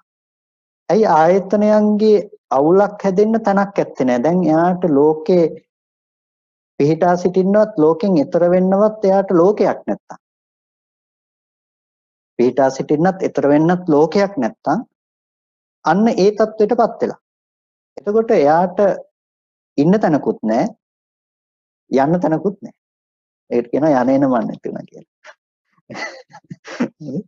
එතකොට ලෝකේ අසුරු කරන්න තැනක් හම්බ වුණේ නැහැ. ඉතින් තේරුම් නැත්තම් යන්නේන මන් නැති වුණා වගේ තමයි. අපිට බුදුරජාණන් වහන්සේ මේ දේශ උදාහරණය තුළ පැහැදිලි කරන්නේ මේ ඕගය ඇතුලේ කරන ක්‍රියාදාමයේම වැරදි කියන එක පෙන්වන්න අවශ්‍ය නිසා. ඒ නිසා තමයි ඕගයෙන් ඈතර වෙන්න අවශ්‍ය කාරණා ටික අපිට පෙන්වන්නේ. ඒක අපි ප්‍රතිපදාව පැත්තට ගලපලා බැලුවොත් අපිට මුල ඉඳලා අගට ඊට පස්සේ ක්‍රමානුකූලව කතා කරන්න වෙනවා. දැන් මේ කතා කරන්නේ ඕගය ඇතුලේ බැහැලා ඉන්න කෙනෙකුට ඕගයෙන් ඈතර වෙන ක්‍රමයක් ගැන මේ කතා කරන්නේ. කාමෝග, භවෝග, ditthiyෝග, අවිජ්ජාෝග කියලා ඕගය ඇතුලේ බැහැලා ඉන්න කෙනෙකුට ඕගෙන් ඈතර වෙන ක්‍රමයක් ගැන. ඒ නිසා මේ ඕගය ඇතුලේ ඉන්න කෙනෙකුට මේ දේ කතා කරන නිසා තමයි එකපාරම මේකේ නතර කිරීමක් ගැන බුදුරජාණන් වහන්සේ කතා කරන්නේ නැත්තේ. කියන්නේ දැන් උද්ගටිතඥ පුද්ගලයෙකුට නම් ධර්මය අවබෝධ කරගන්නකොට ඒ වචන දෙක තුනකින් ඒ ධහම අවබෝධ කරගන්න පුළුවන්කම තිබුණා. දෙපදයක් අහනකොටම ධර්මය අවබෝධ කරගත්තා. හැබැයි ඤෙය්‍ය පුද්ගලයෙකුට නම් සිද්ධ වෙනවා ඒක යම්කිසි භාවිතයක් කරන්න, දියුණු කරන්න. ඉතින් උද්ගටිතඥ පුද්ගලයෝ සමස්තයක් ලෙස භාග්‍යතුන් වහන්සේගේ හමුවෙහිදීම ධර්මය අවබෝධ කළා. උද්ගටිතඥ පුද්ගලයෝ. ඤෙය්‍ය පුද්ගලයෝ සමස්තයක් විදිහට ධර්මය අවබෝධ කළා. මේ විපංචිතඥ පුද්ගලයෝ. ඤෙය්‍ය පුද්ගලයෝ ගොඩක් වෙලාවට ශාසනයේ පසු කාලීනව ප්‍රයෝජන ගන්නේ ඤෙය්‍ය පුද්ගලයන් විසින්. එතකොට උද්ගටිතඥ පුද්ගලයන් භාග්‍යතුන් වහන්සේ හමුවෙහිදීම ධර්මය අවබෝධ කළා වගේම ඒ පුද්ගලයන් ලෝකේ දුර්ලභයි. ඒ නිසා තමයි බුදුරජාණන් වහන්සේ වැඩ ඉන්න කාලෙදිමත් භාග්‍යතුන් වහන්සේ හමුවෙහි වුණත් රහත් වෙන ප්‍රමාණය අඩුවක් තිබුණානේ. අර බුදුරජාණන් වහන්සේ ළඟට ගිහිල්ලා ඒකනේ අහන්නේ ස්වාමීනි භාග්‍යතුන් වහන්සේ මුල් යුගයේදී බොහෝ භික්ෂූන් ධර්මය අවබෝධ කළා ධර්මය අහලා දැන් එච්චර භික්ෂුන් වහන්සේලා ධර්මය අවබෝධ කරන්නේ නැත්තේ ඇයි කියලා ප්‍රශ්නයක් අහනවානේ. ඒ කියන්නේ බුදුරජාණන් වහන්සේ හමුවෙහි අර වහා ධර්මය අවබෝධ කරගත්ත පිරිස ඊටාම සීමා සහිත වුණා එදා කාලය ඇතුළතත්. ඒ කියන්නේ බුදුරජාණන් වහන්සේ වැඩ සිටිය 45 වස පුරාවටත් ඒ ප්‍රමාණයේ අඩුවීම කියන දේ දකින්න ලැබුණා. එතකොට අද කාලේ වෙනකොට ඒක අහන්න දෙයක් නැහැනේ. මේක අද ඇත්තටම මේ අපි ගත්තොත් ඤෙය්‍ය පුද්ගලයින්ට ශාසනයේ ප්‍රයෝජන ගන්න තියෙන ප්‍රධාන කාලයක්. එහෙනම් ඒ පුද්ගලයින්ට ශාසනයේ ප්‍රයෝජන ගන්නකොට ඒ පුද්ගලයින්ට අනුපූර්ව විදිහට තමයි මේ ඊතර වීමක් ගැන කතා කරන්න වෙන්නේ. ඒ නිසා ඒ පුද්ගලයින්ට තමයි සතර සතිපට්ඨානාදී භාවනාවන් ගැන බුදුරජාණන් වහන්සේ දේශනා කරලා තියෙන්නේ, කතා කරලා තියෙන්නේ. එතකොට අපිට ඒ තුල අපේ මනස හික්මව ගන්න වෙනවා. අපි ගත්තොත් එහෙම ආනාපාන සතිය ඉස්සෙල්ලාම වඩනකොට කෙනෙකුට හිතෙන්න පුළුවන් ඒකත් ඉල්පී යෑමක් නේද කියලා. ඒක ඉල්පී යෑමක් කියන එක ව්‍යවහාර නොකරන්න හේතුවක් මත. ඒ හේතුව තමයි ඒක මේ ශාසනයේ විතරක් තියෙන දෙයක්. ඒ තමයි සුතමේ ඥානය කියන එක. ඒ කියන්නේ එයා අහලා දැනගෙන ඉන්නවා එයා යන අර්ථය මොකක්ද කියලා. එයා අහලා අවබෝධ කරගෙන ඉන්නවා එයා යන තැන මොකක්ද කියලා. ඒ නිසා විතරයි ඒක ඉල්පී යෑමක් නොවන්නේ. එහෙම නැත්නම් ආනාපාන සතිය වැඩුවා කියලා ඒකත් ඉල්පී යෑමක් තමයි. ආනාපාන සතිය නිවන් දකින්න බෑනේ. හැබැයි වඩන ආනාපාන සතිය නිවන දක්වා අරගෙන යන්න පුළුවන් කියන දර්ශනය එයා සුතමේ ඥානය තුළ ලබලා තියෙන නිසානේ ඒ ආනාපාන සතිය නිවන පිණිස පවතිනක් වෙන්නේ. අර පෙසල එක දවසක් හර මෛත්‍රී භාවනාව ගැනත් අර නිවනට නැඹුරුවක් කොටම දේශනා කරලා තියෙන. එතකොට මෛත්‍රී චේතෝ විමුක්තිය කියන එකත් මෛත්‍රී භාවනාව කියන දේත් නිවනට නැඹුරුවක්. ඒක නිවන කෙලවර කොට පවතිනක් කොට දේශනා කරනවා. ඒ කියන්නේ මෛත්‍රී භාවනාවෙන් නිවන් දකින්නවා කියන එක නෙමෙයි. ඒකෙදි දේශනා කරන්නේ මෛත්‍රී භාවනාව කියන එකත් නිවන් දකින්නට අවශ්‍ය කොට කරන්නේ පූර්ව දර්ශනය තුලින්. ඒ නිසා එයාගේ සීලයේ ඉඳලා ප්‍රඥාව උපදවන තැනට අරිහත් මාර්ගයේ උපදවන තැන දක්වාම එයාව අරගෙන ගිහිල්ලා තියෙන යම්කිසි දර්ශනයකින්. ඒ දර්ශනය සහිත නිසා අන්න ඒ දර්ශනය මේ ඕගයට අයිති නැති නිසා තමයි ඒ භාවනාවත් ඕගයට අයිති නෑ කියලා කියන්නේ. එහෙම නැතිනම් සතිපට්ඨාන භාවනාව ගත්තත් සමතේ මූලික කරගෙන යන මූලික ටික ඕගය ඇතුලේ තමයි. හැබැයි ඒක ගාඩ් එකක් දාලා තියෙනවා පොඩ්ඩක් මේ සැර නැති තැනක තමයි එයා ඉන්නේ ඊතර වෙන්න පුළුවන් තැනක. හේතුව තමයි එයාට දර්ශනයේ උණුසුම ලැබිලා තියෙනවා. එයා පරතෝගෝසප්පත්ති තුල සුතමේ ඥානෙ උපදවගත්ත කෙනෙක්. එයාට පුළුවන්කම තියෙනවා ඕගෙන් ඊතර වෙන්න කියන්නේ ඕගේ නතර කරන්න පුළුවන්කම තියෙනවා. එයා ඕගය නතර කිරීමෙන් විතරයි යෝගේ ඈතර වෙන්න පුළුවන්කම තියෙන. මේක කවදාවත් පීනලා ගිහිල්ලා ඈතර වෙන්න පුළුවන් ඕගයක් නෙමෙයි. ඒ නිසා ලෝකේ හැමදාම උත්සාහවත් වෙන්නේ එක්කෝ ඕගය ඇතුලේ ජීවත් වෙන්න. එහෙම නැතිනම් පීනලා ඕගෙන් ඈතර වෙන්න. මේක එහෙම කරන්න පුළුවන් දෙයක් නෙමෙයි. බැස්සොත් බැස්ස තැනම වැරදි. ඒ නිසා බැස්සොත් බැස්ස තැනම වැරදි නම් ඉතින් ඒ ගැන කතා කරන්න බෑ. එහෙනම් ඕගේ නැති වෙන්න ඕන. ඕගේ නැති කරන්න නම් කරන්න තියෙන වෙන මොකක්වත් නෙමෙයි සතිපට්ඨානයක් තුළ ඉස්සෙල්ලා අපව ගොඩට ඇවිල්ලා ඉන්න ඕන. ඒ නිසා සතිපට්ඨානයක් ඉස්සෙල්ලා පෙන්වන්නේ ගොඩට එන්න ඕගේ නැති කරගන්න අවශ්‍ය මූලික දේ. ඒ නිසා සතර සතිපට්ඨානයේ ලෞකිකව සහ ලෝකෝත්තරව කියන දෙපැත්තකින් කතා කරනවා. සතිපට්ඨානය කියන එක මූලික ලෙසම සිහිය පිහිටුවාගෙන ඒ කටයුතු කිරීම ඒක ලෞකික මට්ටමින් එයා වඩන්නේ සතර සතිපට්ඨානය වැඩුවා. ආනාපාන සතිය වෙන්න පුළුවන්, සති නිමිත්ත තුල වෙන්න පුළුවන්, කායගත සතිය ඕනම තැනකින් හිත වැඩුවත්, ඒ වගේම වේදනානුපස්සනාව වැඩුවත්, එයා චිත්තානුපස්සනාව, ධම්මානුපස්සනාව වැඩුවත් මූලික ලෙස වඩන්නේ පවතින දෙයකට හිත තියමින් තමයි එයා හිත වඩන්නේ. සැප වේදනා, දුක් වේදනා, උපේක්ෂා වේදනා පවතින වේදනාව තමයි එයා ප්‍රකට කරගන්නේ. ඊට පස්සේ හිත තමයි ප්‍රකට කරගන්නේ. ධර්ම තමයි ප්‍රකට කරගන්නේ. ඒකට කියනවා මානසිකාර ප්‍රතිබද්ධයි කියලා. මේ කොටස නැත්තම් ලෝකෝත්තර සම්මාදිට්ඨිය කතා කරන්න බෑ. සමහර වෙලාවට අපිට අද පේනවා කියන්නේ ලෝකෝත්තර සම්මාදිට්ඨියෙන් ලැබෙන ප්‍රතිඵලය අරගෙන ලෞකික ටික ප්‍රතික්ෂේප කරනවා. ලෞකික ටික ප්‍රතික්ෂේප කරනවා නම් ලෝකෝත්තර தත්ත්වයටපත් වෙන්න බෑ. මගක් නැති වෙනවා. ඒ හින්දා උදේවැය බැලුවත් උදේවැය බලන එක ලෝකෝත්තර භූමියට අදාළයි. උදේවැය ඥානයේ ලෝකෝත්තර භූමියේදී පෙනෙන දෙයක්. හැබැයි මේ උදේවැය ඥානයේ සම්මර්ෂණයක් තුල අද අපිට දකින්න පුළුවන්කම නැත්තම් අර ලෝකෝත්තර භූමියට අදාළ සාක්ෂාත් කිරීම සිද්ධ වෙන්නේ නැහැ. ඒ නිසා ඒක මාර්ගයක් විදිහටත් අපිට ඒක දියුණු කරන්න උපකාර කරගන්න වෙනවා. එතකොට අපිට ඒක සතිපට්ඨාන ආදී ලෞකිකවත් ලෝකෝත්තරවත් කතා කරන්නේ ඒ හේතුව නිසා. නිසා අපිට සතිපට්ඨානය අපි වඩන්න පටන් ගන්නේ ලෞකික ධර්මයක් විදිහට. ඒ නිසා තමයි ඇති දෙයකට හිත තියාගෙන ඉස්සෙල්ලා පටන් ගන්න එක ස්ලෝම්නිය දත්ත ආදී වශයෙන්. ඒකේ එතකොට ලෝකෝත්තර භූමියට අවශ්‍ය මූලික දේ එතන सिद्ध කරනවා. ඒ කියන්නේ අර සත්පුද්ගල ඝන සංඥාව අයින් කරනවා ටිකෙන් ටික යාගේ. එතකොට එයාගේ මනස අර පුද්ගලයෙක්ම දැක්ක බවෙන් හිත ගලවලා අරගෙන නෑ මෙතන දෙතිස් කුණප කොටාසයක පැවැත්මක් කියන. ඒ පැවැත්මත් වැරදි තමයි. හැබැයි ඉස්සෙල්ලා අතනින් ගලවලා මෙතෙන්ට හිත තියෙනවා. එතෙන්ට හිත තිබ්බට පස්සේ තමයි එයාට එහෙනම් කොහොමද මේක පුද්ගල භාව වශයෙන් හැදුනේ කියලා බලන්න වෙන්නේ. එතකොට එයාට පේනවා මේ හේතු ටික ඇතිකල්ලි හටගත්තු ධර්මයක්. සමුදය ධම්මානුපස්සීවා, වය ධම්මානුපස්සීවා, සමුදය වය ධම්මානුපස්සීවා කියලා. එතකොට ඒකට කියනවා සතිපට්ඨාන භාවනාව කියලා. අර සතිපට්ඨාන විභංගයේදී කතා කරන්නේ විභංග සූත්‍රයේදී සතිපට්ඨානය සතිපට්ඨාන භාවනාවක් කියලා. එතකොට ඒ කතා කරන්නේ ওই අර්ථය නිසා. එතකොට සතිපට්ඨානය වඩන්නත් පුළුවන්, සතිපට්ඨාන භාවනාව විදිහට ඒක දියුණු කරන්නත් පුළුවන්. එතකොට අපි සතිපට්ඨානයක හිත තැබීම තුළ අපිට දියුණු වෙන්නේ සතිපට්ඨාන භාවනාව වඩන්න අවශ්‍ය පසුබිම. එතකොට ඒ සතිපට්ඨාන භාවනාව තමයි අපිට නිවන පිණිස හේතු වෙන්නේ. ඒ නිසා තමයි ඒකායනෝ අයම් භික්කවේ මේ මග්ගෝ සත්තානං විසුද්ධියා කියලා මහන්නේ මේ එකම මගයි සත්‍යයෙන්ගේ පිරිසුදු බව නිවනට තියෙන කියලා සතිපට්ඨානය දේශනා කරන්නේ. ඒ කියන්නේ හිත අරගෙන යන්න තියෙන මාර්ගය තමයි සතර සතිපට්ඨානය කියලා කියන්නේ. ඒක ලෞකික භූමියේ ඉඳලා ලෝකෝත්තර භූමිය දක්වාම තියෙන මාර්ගය. ඒකට මේ මාර්ගය තුල තමයි නිවනට යන්න පුළුවන්කම තියෙන්නේ. ඒකේ කොටසක් අපි කියනවා ලෞකිකයි කියලා. ඒකේ කොටසක් ලෝකෝත්තර භූමියට අදාළව යෙදිලා තියෙනවා. එතකොට ඒ විදිහට තමයි ඕගයෙන් ඈතර වීම ගැන කතා කරන්න පුළුවන්. එහෙම නැතුව ඕගය ඇතුලේ නම් උත්සාහවත් වුණත් කරදී උත්සාහවත් නොවුණත් කරදී.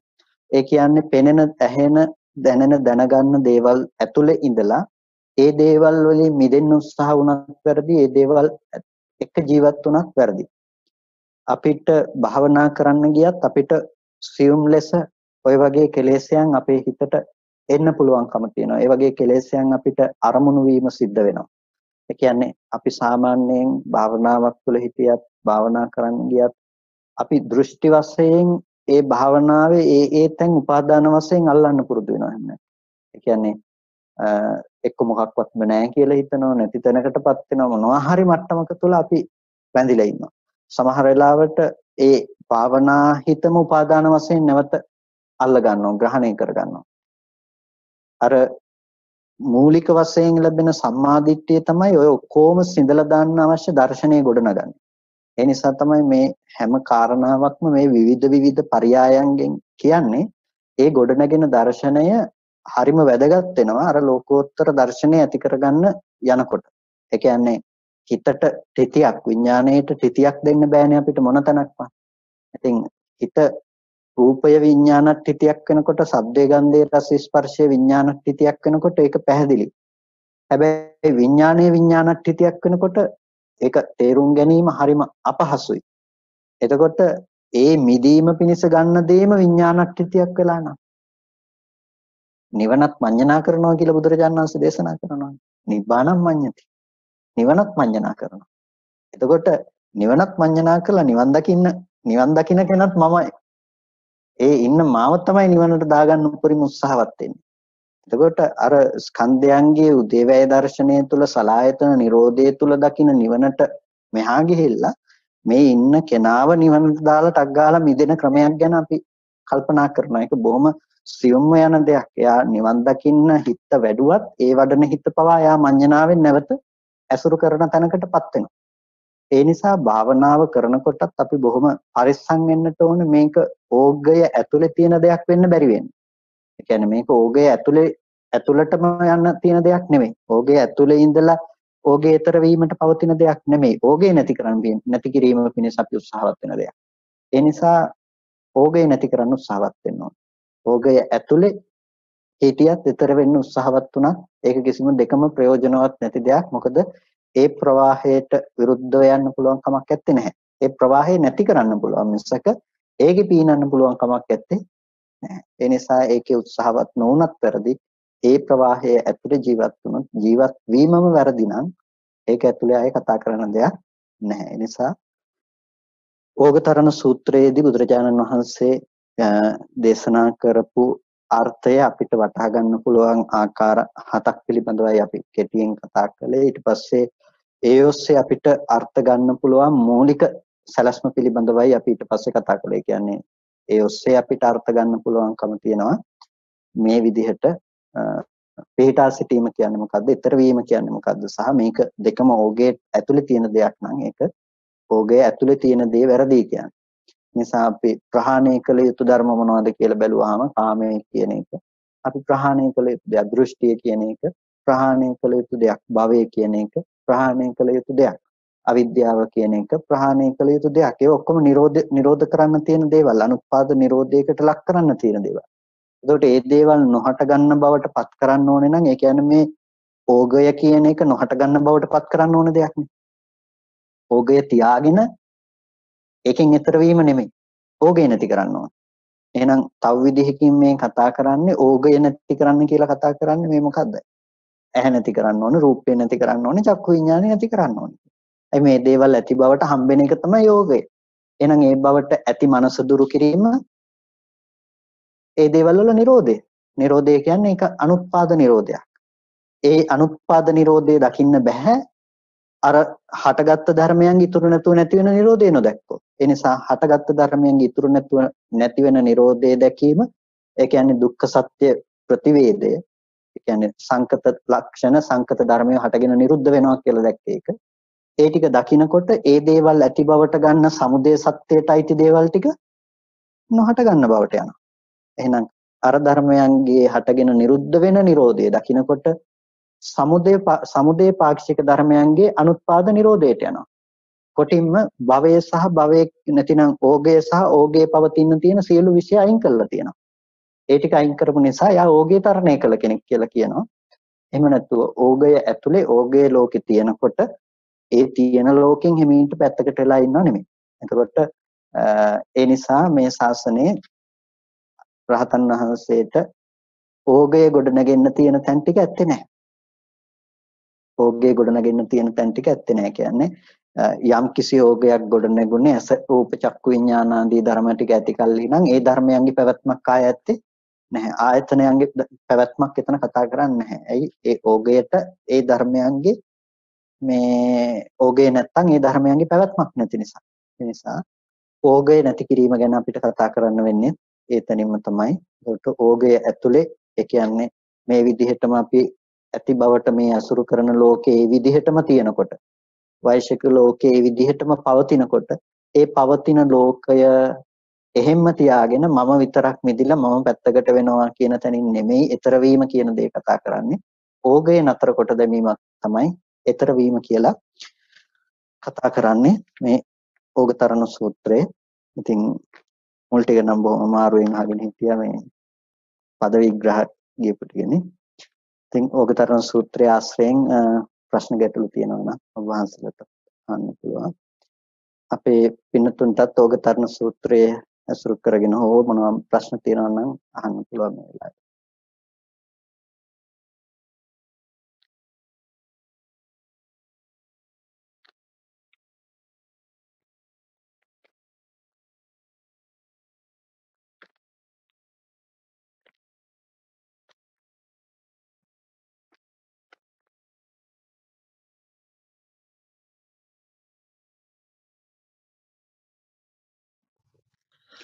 තිරුවන් සරණයි ස්වාමීන් වහන්සේ. චමත් මහත්තයා.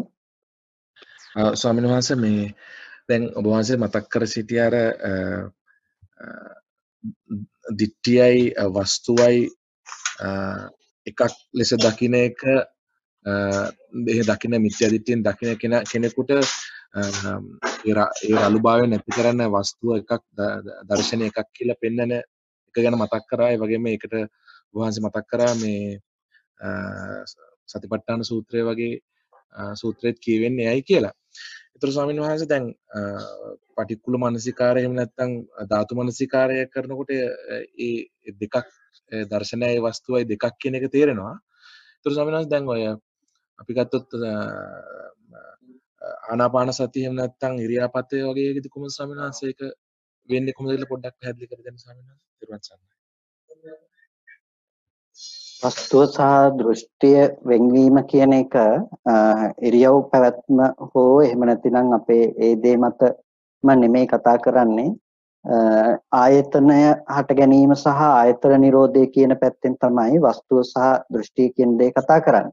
එතකොට ඒක ප්‍රායෝගිකව වැඩිම කියන තැනදී අපි හිතමු සක්මන් භාවනාව කරනකොටත් එයා සක්මන අනුව අතපය අරගෙන යෑම ගැන පවත්වන මානසිකාරය නෙමෙයි එතනදී වස්තුව සහ දෘෂ්ටිය මිශ්‍ර නොවීම කියන තැනින් අදහස් කරන්නේ. ඒ තැනදිත් එයාට පුළුවන් මේ මානසිකාරය පවත්වන්න. ඒ කියන්නේ එයාට මේ ඇහැට දකින දේ පිළිබඳව ඇහැට දකින රූපය පිළිබඳව ඇති කරගන්න දෘෂ්ටිය තියෙනවා නම් ඒ දෘෂ්ටිය අනුවම තමයි එයාගේ ක්‍රියාකාරීත්වය තියෙන්නේ. නිසා යාට පුළුවන් ඇවිදින සිදුවීම තුළ ඒ සිදුවීම අත්දැකීමෙන් ඒ සිදුවීම ගැන මානසිකාරය පවත්වන්න. අපි කිව්වොත් උදාහරණයක් ඇටියට ඇවිදින කෙනා ඇවිදින්නේ අපි භවය මතයි කියලා කියන්නේ. ඒ කියන්නේ ඔබ ඉදිරිපසින් පෙනෙන දේ ඇති බවට ගත්ත සංකල්පය තුළ තමයි ඔබ ඇවිදින්නේ. ඒ නිසා ඉදිරිපසින් ඔබේ කකුල් දෙක මුල ගලක් තියෙනකොට ඔබ ඉදිරිපස බලාගෙන ඉන්නේ. නමුත් මේ පැත්තේ කකුල ඔසවනවා අර ගල උඩින් අඩිය තැබීම සඳහා. එතකොට දැන් පේන්නේ වෙන දෙයක් ඔබ මෙහි ක්‍රියාත්මක කරන්නේ තවත් දෙයක්. ඒකට හේතුව තමයි අර ඇති බවට ගත්ත සංකල්පනාව කියන එක.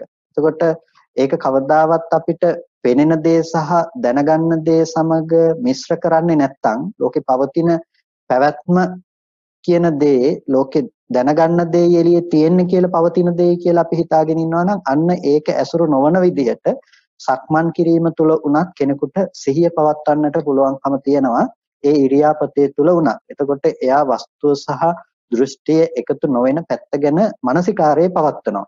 එතකොට මේ මානසිකාරය කියන එක ප්‍රත්‍යක්ෂ ඥානය නෙමෙයි.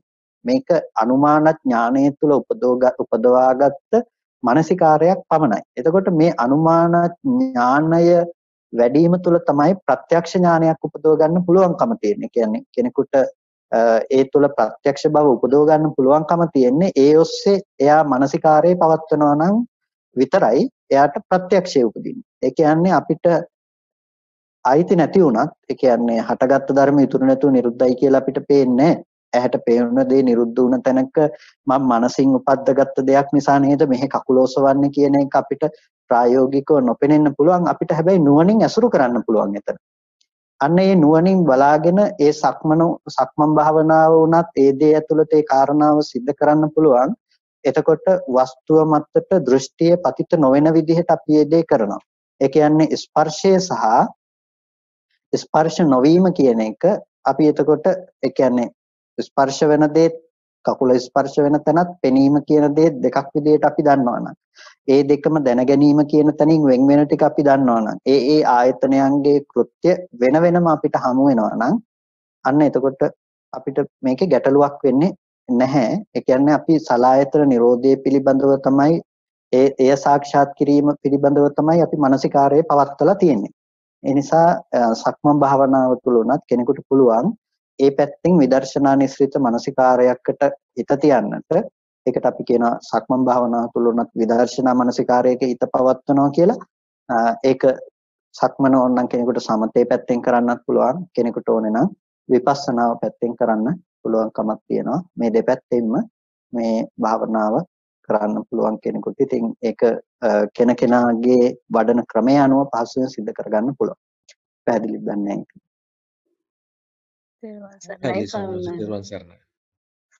අවසරයි ඔව් ස්වාමීනි. මේ මට දැනගන්න ඕනේ ඔබ වහන්සේ කියවනේ දැන් අපි ඔය රූපේ උපාදානය කරගෙන ඉන්නකොට එහි ඔය භාවනා කරලා සතර සතිපට්ඨානය වඩනවා. එතකොට අපි ඔය කුණුප කොටස් වශයෙන් වඩමින් ඉන්නවනේ. නමුත් ඒ සමහර අය ඒක ගන්නකොට කියනවා අනේ මේකේ තියෙන මේවනේ කියලා. නමුත් මට හිතෙනවා එතනදී දැන් ඒක කියලා ගත්තත් එතන උපාදානයක් මේ තියෙන රූපේ තියෙන මේවා කියලා මේ කුණුප කොටස් හැටියට උපාදානය ගැනීමත් වැරදි නේද ස්වාමීන් වහන්සේ? ඒක මේ වැරදි කියන්න වෙන්නේ යම් කිසි පදනමක් ඇතිව ඒක වැරදි කියන්න වෙන්නේ අපිට එතනින් එහාට දර්ශනයක් එයා තුල නැත්තම්.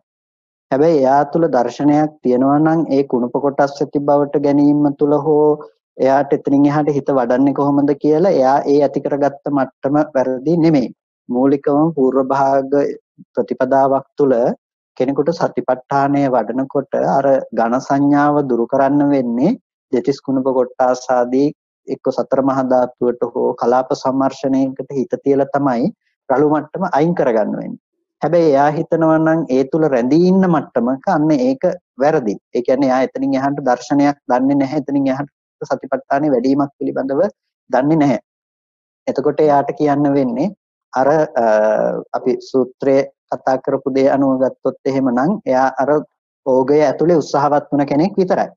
ඒ කියන්නේ එයාට ඕගය ඇතුලේම යම්කිසි මට්ටමක් තියෙනවා. නමුත් ඒක ඊතර වීමක් නෙමෙයි ඉල්පී යෑමක් විතරයි කියලා. අපිට එතනින් එහාටත් ඒක වඩන ක්‍රමයේ පිළිබඳව අවබෝධයක් තියෙනවා නම් තේරුමක් තියෙනවා නම් ඒ තැන වැරදි තැනක් නෙමෙයි. ඒ නිසා සතිපට්ඨානය මූලික ලෙසම පූර්ව භාග ප්‍රතිපදාවටත් අයිති. එතකොට ඒක මිශ්‍රක භාගයයි කියලා අපි කියන්නේ. ඒ නිසා එතකොට ඒ සතිපට්ඨානය කියන එක පැත්තකින්ම අර්ථ ගන්නව නෙමෙයි ලෝකෝත්තර උදේවැය කියන තැනින්ම. සාමාන්‍ය තැන ඉඳලා පටන් අරගෙන උදේවැය දර්ශනය දක්වාම අපිට සතිපට්ඨානය අරගෙන යන්න පුළුවන්කම තියෙනවා. එතකොට ඒ උදේවැය දක්වාම සතිපට්ඨානය අරගෙන යනකොට පටන් ගත්ත තැනින් නෙමෙයි අවසාන වෙන්නේ ඊට වඩා මහා විශේෂ ඥානයක් ඇති කරලා ඒ ඥානයට සාපේක්ෂව පටන් ගත්ත තැන වැරද්දක් තමයි. හැබැයි පටන් ගත්ත තැන තියෙන වැරද්ද එක තැන ඉන්නවට වඩා එයාගේ දර්ශනය මත එයාව අරගෙන යන්න දියුණු කරන්නක් නිසා ඒක වරදක් ලෙස කියන්නේ නැහැ.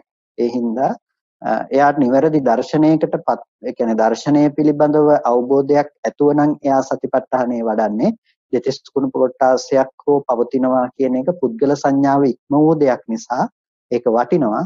එතනින් එහාට නමුත් එයාට දර්ශනය ලබා දිය යුතුයි. එතනින් එහාට ප්‍රතිපදාව පැහැදිලි කළ යුතු වෙනවා ඒ කෙනාට. ඒ නිසා එයා පරිපූර්ණ නැහැ.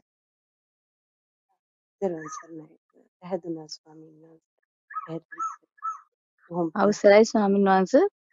ඔව්. තෙරුවන් සරණයි.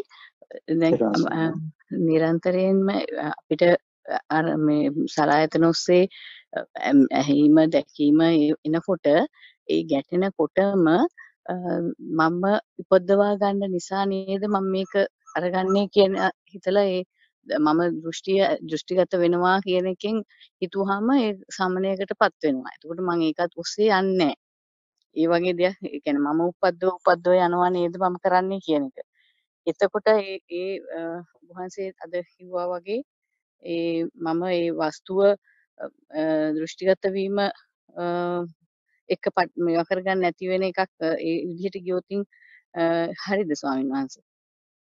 ඔව් ඇත්තටම අපිට ප්‍රශ්නේ තියෙන්නේ ඒ වස්තුව සමග දෘෂ්ටිගත වීම කියන තැනදී ඒ වස්තුව පැත්තේ ඒ කියන්නේ ඇත්තටම වස්තුව නොපවතින තැනක හටගෙන නිරුද්ධ වුණ තැනක ඇති බවට දෘෂ්ටිගත වීම. ඒ තුළ තමයි අස්මිමානේ නැතිනම් වෙමි කියන හැඟීම අපි පවත්වන්නේ. මම ඉන්නවා කියන සංකල්පය අපිට ඇති වෙන්නේ.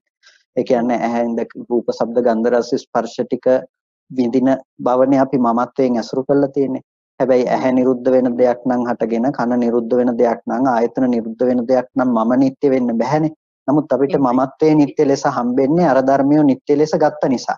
එහෙනම් හිතට ප්‍රත්‍යක්ෂ ලෙස පෙන්වා දෙනවා නම් ඒ ධර්මිය අනිත්‍යයි කියලා ඒකෙන් සිද්ධ වෙන්නේ අපිට මමත්වයෙන් ගන්න අවශ්‍ය විෂයක් ක්ෂේත්‍රයේ දුරු වීම. ඒ නිසා ඒක තමයි කරන්න තියෙන දේ. එහෙමයි. ඒ ස්වාමීන් වහන්සේ එක විදිහට කරාට ප්‍රශ්නයක් ඔබ වහන්සේලා දැන් ගොඩාක් විදි කියා දීලා තියෙනවනේ. අනිත්‍ය සංඥාව ආයතන වශයෙන් ඒ මොන විදිහට ගත්තත් ප්‍රශ්නයක් නැහැනේ. එකම විදිහට යන්න ඕන කියලා. ඒක කෙනකෙනාට වඩාත් ප්‍රායෝගික වෙන පැත්තෙන් ඒක මේ වැඩි යුතු වෙනවා. එතකොට ඒ කෙනාට ඒ පැත්තෙන් වඩාත් ප්‍රායෝගිකව ඒක දියුණු කරන්න පුළුවන්. ඒ නිසා තමයි බුදුරජාණන් වහන්සේත් වෙන කෙනකෙනාට ප්‍රායෝගික වෙන පැත්තෙන් හැමෝටම එකම කාරණාව දේශනා නොකර එකම කාරණාව විවිධ පැතිවලින් විවිධ පැතිකඩ වලින් විවිධ කාරණා ඔස්සේ පෙන්වලා තියෙන. ස්කන්ධ වශයෙන්, ධාතු වශයෙන්, ආයතන වශයෙන්, පටිසමුපාද වශයෙන් කොහෙන් ගියත් අපිට අන්තිමේටම දකින්න තියෙන්නේ මේ ඇයට රූපයක් පෙළ එතන රැවටෙන තැන, කනට සද්දයක් ඇහිලා එතන රැවටෙන තැනනේ. හැබැයි ඒක අවබෝධ කිරීම සඳහා විවිධ පරයයන් භාවිතයට ගත්තා. අපිට ඒ ඔක්කොම පරයයන් දැනගන්න ඕන කියනවා නෙමෙයි. එක පරයයක් දැන ගැනීම තුළ ස්කන්ධ පිරිසින් දකින්න කියන්නේ ආයතන පිරිසින් දැක්ක කියන එක. ඒ නිසා ඒ එක පරයයක් දැක්කත් ඒක වටිනවා. ඒ කියන්නේ වටිනවා කියන්නේ ඔක්කොම එකයි. එකම තැනකට යොමු වීම පිණිස පවතින දෙයක්. ඒ නිසා ඒකේ වරදක් නැහැ. ඕනම එකකින් එතනටපත් වෙන්න පුළුවන්කම තියෙනවා. එහෙමයි. ගොඩාක් වෙන ස්වාමීන් වහන්සේ ඔබ වහන්සේලාගේ ධර්ම දේශනා නිසා තමයි මේ විදිහට හිතන්න පුරුදු වුනේ. ගොඩාක් වෙන සිද්ධ වෙනවා. තෙරුවන් සරණයි. තෙරුවන් සරණයි. තෙරුවන් සරණයි ස්වාමීන් වහන්සේ. ඔව් තෙරුවන් සරණයි අහත්තේ. මේ ස්වාමීන් වහන්සේ මේ මානසිකාරය කියන එක ගැන පොඩ්ඩක් පැහැදිලි කරන්න පුළුවන්ද? දැන් අපි දැන් දෙතිස් කුණප ගැන එහෙම මෙනෙහි කරනවා කියපොකෝ. එතකොට එහෙම මෙනෙහි කරනකොට අපි දැන් කේසා ලෝමා කියලා එහෙම කියනකොට අපි ඒ වචනය ගැන කියනවද? එහෙම නැත්නම් අපි හිතින් ඒ සම්බන්ධව මොනවා හරි කියන්නේ ඒකේ ගැන හිතීමක් කරනවද? ඒ වගේ දේ ගැන පොඩ්ඩක් පැහැදිලි කරන්න පුළුවන්ද? මොකක්ද එතනදී ඇත්තටම කළ යුත්තේ කියන එක? ඔව් දෙතිස් කුණප කොටස් වශයෙන් මෙනෙහි කරනකොට අපි කෙස්ලොම් නියද සම්මස්නහර වශයෙන් මානසිකාරය කරනවා. මානසිකාරය කියන්නේ අපි ඒ ගැන අපි හිතනවා කියලා කියන්නේ අපි අපේ මට්ටමින්ම කතා කළොත් අපි ඒ ගැන හිතනවා. එතකොට ඒක හිතන්නේ අපි නුවණින් ඒ ගැන කල්පනා කරන්නේ අපි මීට පෙර කතා කරලා තියෙනවා. මට මතක සතිපට්ඨාන විභංග සූත්‍රය කතා කරනකොට අපි කතා කරලා තියෙනවා රූපය පිළිබඳව කතා කළත්. ඒ කියන්නේ අපිට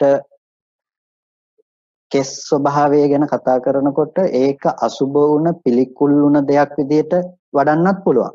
ඒ අසුබ වුණ පිළිකුල් වුණ දේ විදිහට වඩන එක රාගය දුරු කර ගැනීමට අපිට උපනිශ්‍රේ වෙන දෙයක්.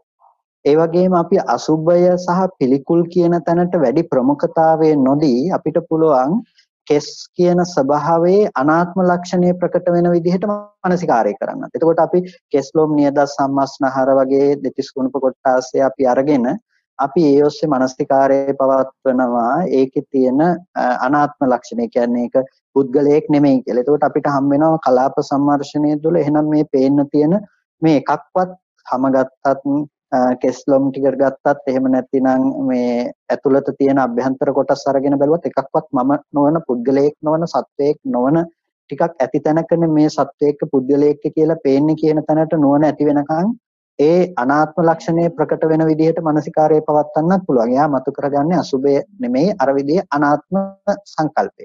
ඒකට ඒ විදිහට හිතන එකට කියනවා මානසිකාරය කියලා. ඒ මානසිකාරයේ විදිහට එයා දිගින් දිගට මේ ගැන මෙනෙහි කිරීම නැතිනම් හිතීම සිද්ධ කරනවා. ඒක හිතීමක් කියන්නේ ඔහේ අපි අර දෙයක් ගැන අපි හිතමු අර මෛත්‍රී භාවනාවට පුරුදු වෙලා ඉන්නේ අපි වාක්‍යයකට සීල සත්වයෝ නිදුක්කෙත්තා නිරෝගී වෙත්තා සුවපත් වෙත්තා දුකින් මිදෙත්තා කියලා අපි හිතනවා. ඒ ටික නිකම්ම සංකල්පයක් විදිහට හිතාගෙන යනවා. හැබැයි ඒ ටික හිතාගෙන ගියා කියලා අපිට ඒක වැඩක් කරලා නැහැ. ඒ වගේ වෙලා වැඩක් නැහැ. අපිට ඒක නුවණින්ම ඒ දේ උපදින්නට ඕනේ. අන්න ඒකට කියනවා නුවණින් මේ මානසිකාරය පවත්වනවා කියලා. එතකොට ඒ නුවණින් ඒක මානසිකාරය කරනකොට අසුබේ පැත්තට වඩන්නත් පුළුවන්. එහෙම නැතිනම් අර විදිහේ අනාත්ම සංකල්පයේ උපදින පැත්තට බලන්නත් පුළුවන්. ඒක හිතින් තමයි වඩාත් දියුණු කළ යුත්තේ. දැන් අපි ප්‍රායෝගිකව සමහර වෙලාවට භික්ෂුන් වහන්සේලාගේ පැත්තෙන් උපදෙස් ආදී ලබා දුන්නොත් අපිට සමහර තැන් දැක්වෙනවා. ඒක වාචිකව අපි පුරුදු කරන්නට කියලා කියන අලු වශයෙන් මේක ප්‍රකට වෙන්නේ නැත්නම් එතකොට වාචිකව කේසා ලෝමා නකාදන්තා කියලා ඒහා සමග යන මානසිකාරයේ සහිතව වාචිකවත් ඒක සජ්ජායනය සිද්ධ කරන්නට කියලා කියනවා. ඒ කියන්නේ මානසිකාරයේ සමග වාචිකව කරන සජ්ජායනයක් විදිහට. ඒක ප්‍රායෝගිකව වැඩිමේදී අපිට ප්‍රකට කොටස් ටික දෙතිස් කුණම කොටසයන්ගෙන් කොටස් පංචකයක් අරගෙන අපිට වඩාත්ම ප්‍රකට වෙන පංචකය අරගෙන මානසිකාරය කිරීම ඉතාමත් ප්‍රායෝගිකව වඩන්න පුළුවන්කම තියෙනවා. ඊට පස්සේ ඕනේ නම් සමතේ පැත්තට බරව ඒක වඩන්න පුළුවන්. අදාළ කොටාසයක වර්ණ සටහන ඇසුරු කරගෙන එකඟ වූ සිතින් ඒක පරිග්‍රහණය කරලා වෙනම ධානය උපදවන පැත්තට ඒක ඕනේ නම් දියුණු කරන්න පුළුවන්කමක් තියෙනවා. ඒක කෙනකෙනා සතු කෙනකෙනාට පුළුවන් පැත්තට හිත වඩන දෙයක්. එහෙම නැතිනම් සාමාන්‍යයෙන් අපිට කරන්න පුළුවන්කම තියෙන දේ තමයි නිවනට ප්‍රධාන ලෙසම අවශ්‍ය වෙන දෙයක්. එතන අනාත්ම ලක්ෂණය ප්‍රකට වෙන විදිහට මානසිකාරයේ පවත්වන එක. ඒකට අර විදිහට කලාපයන් ගැන මානසිකාරය කිරීම. අපි දුව පුතා අම්මා තාත්තා මේ විදිහට හම්බෙන තැනක අපි එක එක කොටස හිතින් අරගෙන කෙස් කියන ස්වභාවය සිහිපත් කරලා අපි ඒ ගැන හිතලා බලනවා මේ කෙස් ටික දරුවද? කෙස් ටික විතරක් වෙනම තිබුණොත් ඒකත් දරුව වෙනවද? එහෙම නැතිනම් හැම ටික විතරක් ගලවලා පැත්තක තිබුණොත් අපි ඒකට හැම කොටසකට දරුවා කියලා කියනවාද? මේ එකක්වත් දරුවා කියන සංකල්පයට දරුවා කියන ස්වභාවයට අයිති නොවන කොටස් ටිකක් නේද පැවතුනේ. එහෙනම් ඒ කොටස් ටික ඇති තැනක නේද මම දරුවා කියලා මේ උපද්දගත්තේ. එහෙනම් දරුවා කියන විදීම සම්පූර්ණ සංකල්පමය වශයෙන් උපද්දගත්ත දෙයක් නේද කියලා අපේ ක්‍රමක්‍රමයෙන් අපිට පුළුවන් ඒ ඔස්සේ අපේ මානසිකාරය අර ස්කන්ධයන්ගේ උදේවැය බලන තැනට යනකම් අරගෙන යන්න පුළුවන්කම තියෙනවා. ඒ නිසා ඒ පැත්තට ඒ විදිහට මානසිකාරය පැවැත්වුවා නම් හරි. එතකොට ස්වාමීන් වහන්සේ දැන් සාමාන්‍ය සතර සතිපට්ඨානයේදී මුලින්ම තියෙන්නේ කායානුපස්සනාවනේ. දැන් ওই කායානුපස්සනාවෙත් කියන්නේ කයෙන් කය බැලීමක් කියන එක. එතකොට අපි ඔතනදී කුණප කොටස් ගැන ඔය විදිහට සිතින් මොනවා හරි ඒ වගේ හිතන ආකාරයේ දෙයක් කරන්න ගියොතින් සිත හරහා ඒ එන දැනුවත් වීම අපිට නැති වෙලා යනවා වගේ එහෙම ගතියක් එන්නේ නෑ මහත්තයා. දැන් කයෙන් කය බලනවා කියන එකක් නෙමෙයි එතනදී කියන්නේ. මොකද කයට විතරක් බලන්න බැහැනේ අපිට. කායේ කායානුපස්සනා කියලා කියන්නේ. එතකොට එතනදී අනුපස්සනාව කියන එක මොකක්ද කියලා අපිට වෙනම අර්ථ ගන්නට වෙනවා. අනුපස්සනා කියන එකේ දැන් කායේ කායානුපස්සනා කියන්නේ කයෙහි කය අනුව බලනවා කියන එක සරල ලෙසම අපි අර්ථය දුන්නා. ඊට පස්සේ අනුපස්සනා කියන වචනයේට විශේෂයෙන් අර්ථ විග්‍රහයන් කරනවා කොහොමද අපි අනුපස්සනාව විදිහට බලන්නේ කියලා. ඒ කියන්නේ අනුපස්සනාව මොකක්ද කියලා. එතනදී අනිත්‍ය වශයෙන් දකිනවා, දුක් වශයෙන් දකිනවා, අනාත්ම වශයෙන් දකිනවා. එතකොට එතන අසුභ වශයෙන් දකිනවා. මේ විදිහට අනුපස්සනාව කියන එක අපිට කතා කරන්න වෙනවා. එයා කය පිළිබඳව වූ අනුපස්සනාවක් පැවැත්වුවා. ඒකට අපි නම් කරනවා කය පිළිබඳව වූ අනුපස්සනාව කායානුපස්සනාව කියලා. එතකොට ඒ කායානුපස්සනාව කියලා කියන්නේ ඒ අනුපස්සනාවට දීපු නම. එතකොට ඒ කායානුපස්සනාව නැතිනම් කය පිළිබඳව වූ ඒ අනුපස්සනාව පැවැත්වේ කය කෙරෙහි. එතකොට ඒ කය කෙරෙහි පැවැත් වූ අනුපස්සනාව කායානුපස්සනාව වුණා මිසක කයෙන් කය බැලුවා කියන අර්ථයක් නෙමෙයි එතන එන්නේ. නිසා කායේ කායානුපස්සේ විහෙරති කියනකොට කයෙහි කය අනුව බලමින් වාසය කිරීම කියන්නේ නුවණින් බලමින් වාසය කිරීම. එහෙම නැතුව කයට කය බැලීමේ හැකියාවක් ඇත්තේ නැහැ. ඒකට මානසිකව මනසින් තමයි කොහොමත් අනුපස්සනාව සිද්ධ කරන්නේ. අනිත්‍ය සාක්ෂාත් කිරීමත් කොහෙන් ගියත් ලෝකෝත්තර මාර්ගයේ පිණිස උපදවා ගැනීම පිණිස වැඩුවත් රූපාවචර භූමිය උපදව ගැනීම පිණිස බැලුවත් අරූපාවචර භූමිය උපදව ගැනීම පිණිස බැලුවත් කුසලයක් කළත් අකුසලයක් කළත් කයෙන් නෙමෙයි ඒ දේ සිද්ධ වෙන්නේ මානසිකව. එතකොට ඒ දේ සිද්ධ වෙන තැනක ආයතන දෙකයි තියෙන්නේ. මන ආයතනය සහ ධම්මායතනය කියන එක. අපිට මනසින් තමයි හැම වෙලාවකදීම යම්කිසි දර්ශනයක් වඩන්න වෙන්නේ. එතකොට ඒ දියුණු කරන දර්ශනය මනසින්ම ගත්ත අරමුණක් තමයි. හැබැයි ඒ අරමුණ අපිට එකපාරම ස්කන්ධ ධර්මතාවයක් විදිහට දකින්න බැරි නිසා තමයි පිහිටා සිටි මට්ටමක තියෙන කෙලෙස්ය දුරු කරගන්න අවශ්‍ය නිසා අනුපූර්ව ක්‍රමයකට සත්පුද්ගල සංඥාව දුරු වෙන විදිහට එයාට කය පිළිබඳව දක්වන්නේ. එතකොට ඒ කය පිළිබඳව සත්පුද්ගල සංඥාව ඉවත් වුණාට පස්සේ තමයි එයාට අනිකුත් ස්කන්ධ ධර්මතා ටික හා සම්බන්ධව ඒ කාරණාව පැහැදිලි කරලා දෙන්නේ. ඒ නිසා අපි කායේ කායානුපස්සනාව කියන එකෙන් අදහස් කරන්නේ කයෙන් කය දැකීම වගේ අදහසක් නෙමෙයි. කය පිළිබඳව පවත්වන අනුපස්සනාව කියන නිසා ඒක කායානුපස්සනාව කියනවා. ඒ කායානුපස්සනාව ඌදේ කය කෙරෙහි පවතින. එතකොට ඒ කය කෙරෙහි පවත්නා මානසිකාරයේ මිසක කායේ කායානුපස්සනාව කියලා කිව්වේ වෙනත් දෙයක් නෙමෙයි. එතකොට අනුපස්සනාව මනසින් තමයි හැම වෙලාවකදීම සිද්ධ කරන්නේ. හැබැයි මේ අනුපස්සනාවට ගෝචර වෙලා තියෙන්නේ මේ මහා භූත සහ උපාදාය රූපයන්ගෙන් යුක්ත කය. ඒ නිසා අනුපස්සනාව කියන එකෙන් මානසිකව අපි තේරුම් අරගෙන තියෙන්නේ සම්පූර්ණම රූපේ පිළිබඳව. රූපය මානසිකව තේරුම් ගන්න පැත්තෙන් තොරව තේරුම් ගන්න වෙන ආයතනයක් ඇත්තේ නැහැ. මොකද රූපායතන එකකටවත් මනෝවිඤ්ඤාණය නැතුව දැනගන්නවා කියන දේ කරන්න පුළුවන් කමක් ඇත්තේ නැහැ. විඥානනය සිද්ධ වෙන්නේ මනස පැත්තෙන් විතරයි.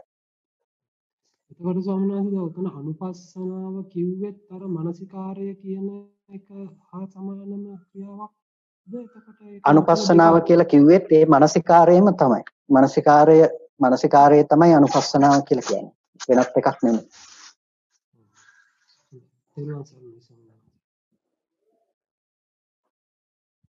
ඒ කියන්නේ අනුපස්සනාව සහ මානසිකාරය කියලා කියන්නේ දෙකක් නෙමෙයි. මානසිකාරයේ පැවැත්වීමම තමයි අනුපස්සනාව කියලා කියන්නේ. කය අනුව මෙනෙහි කිරීමම කාය අනුපස්සනාව කියනවා. ඒ කය පිළිබඳව මානසිකාරයේ පැවැත්වීම කාය අනුපස්සනාව, වේදනාව කෙරෙහි මානසිකාරයේ පැවැත්වීම අපි වේදනානුපස්සනාව කියලා කියනවා. එතකොට ඒ අනුපස්සනා කියන වචනය තුල අදහස් කරන්නේ මේ මානසිකාරය කියන තේම තමයි. එතකොට ඒ මානසිකාරය අපි යෝනිසෝ මානසිකාරය කියලා කියන්නේ.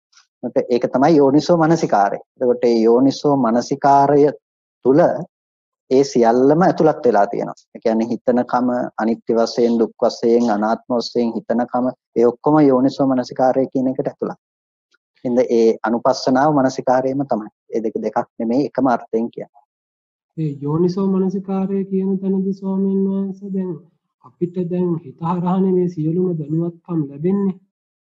එතකොට අපි ලැබෙන දේවල් අපි සිත ඒ කියන්නේ සිතුවිලි ඔස්සේ හිතන්න ගියොතින් අපිට අනිත් ඒ අවස්ථාවේදී මේ ඉන්ද්‍රියන් හරහා ලැබෙන අනිත් දැනීම නැති වෙනවා වගේ එහෙම වෙන්නේ නැද්ද?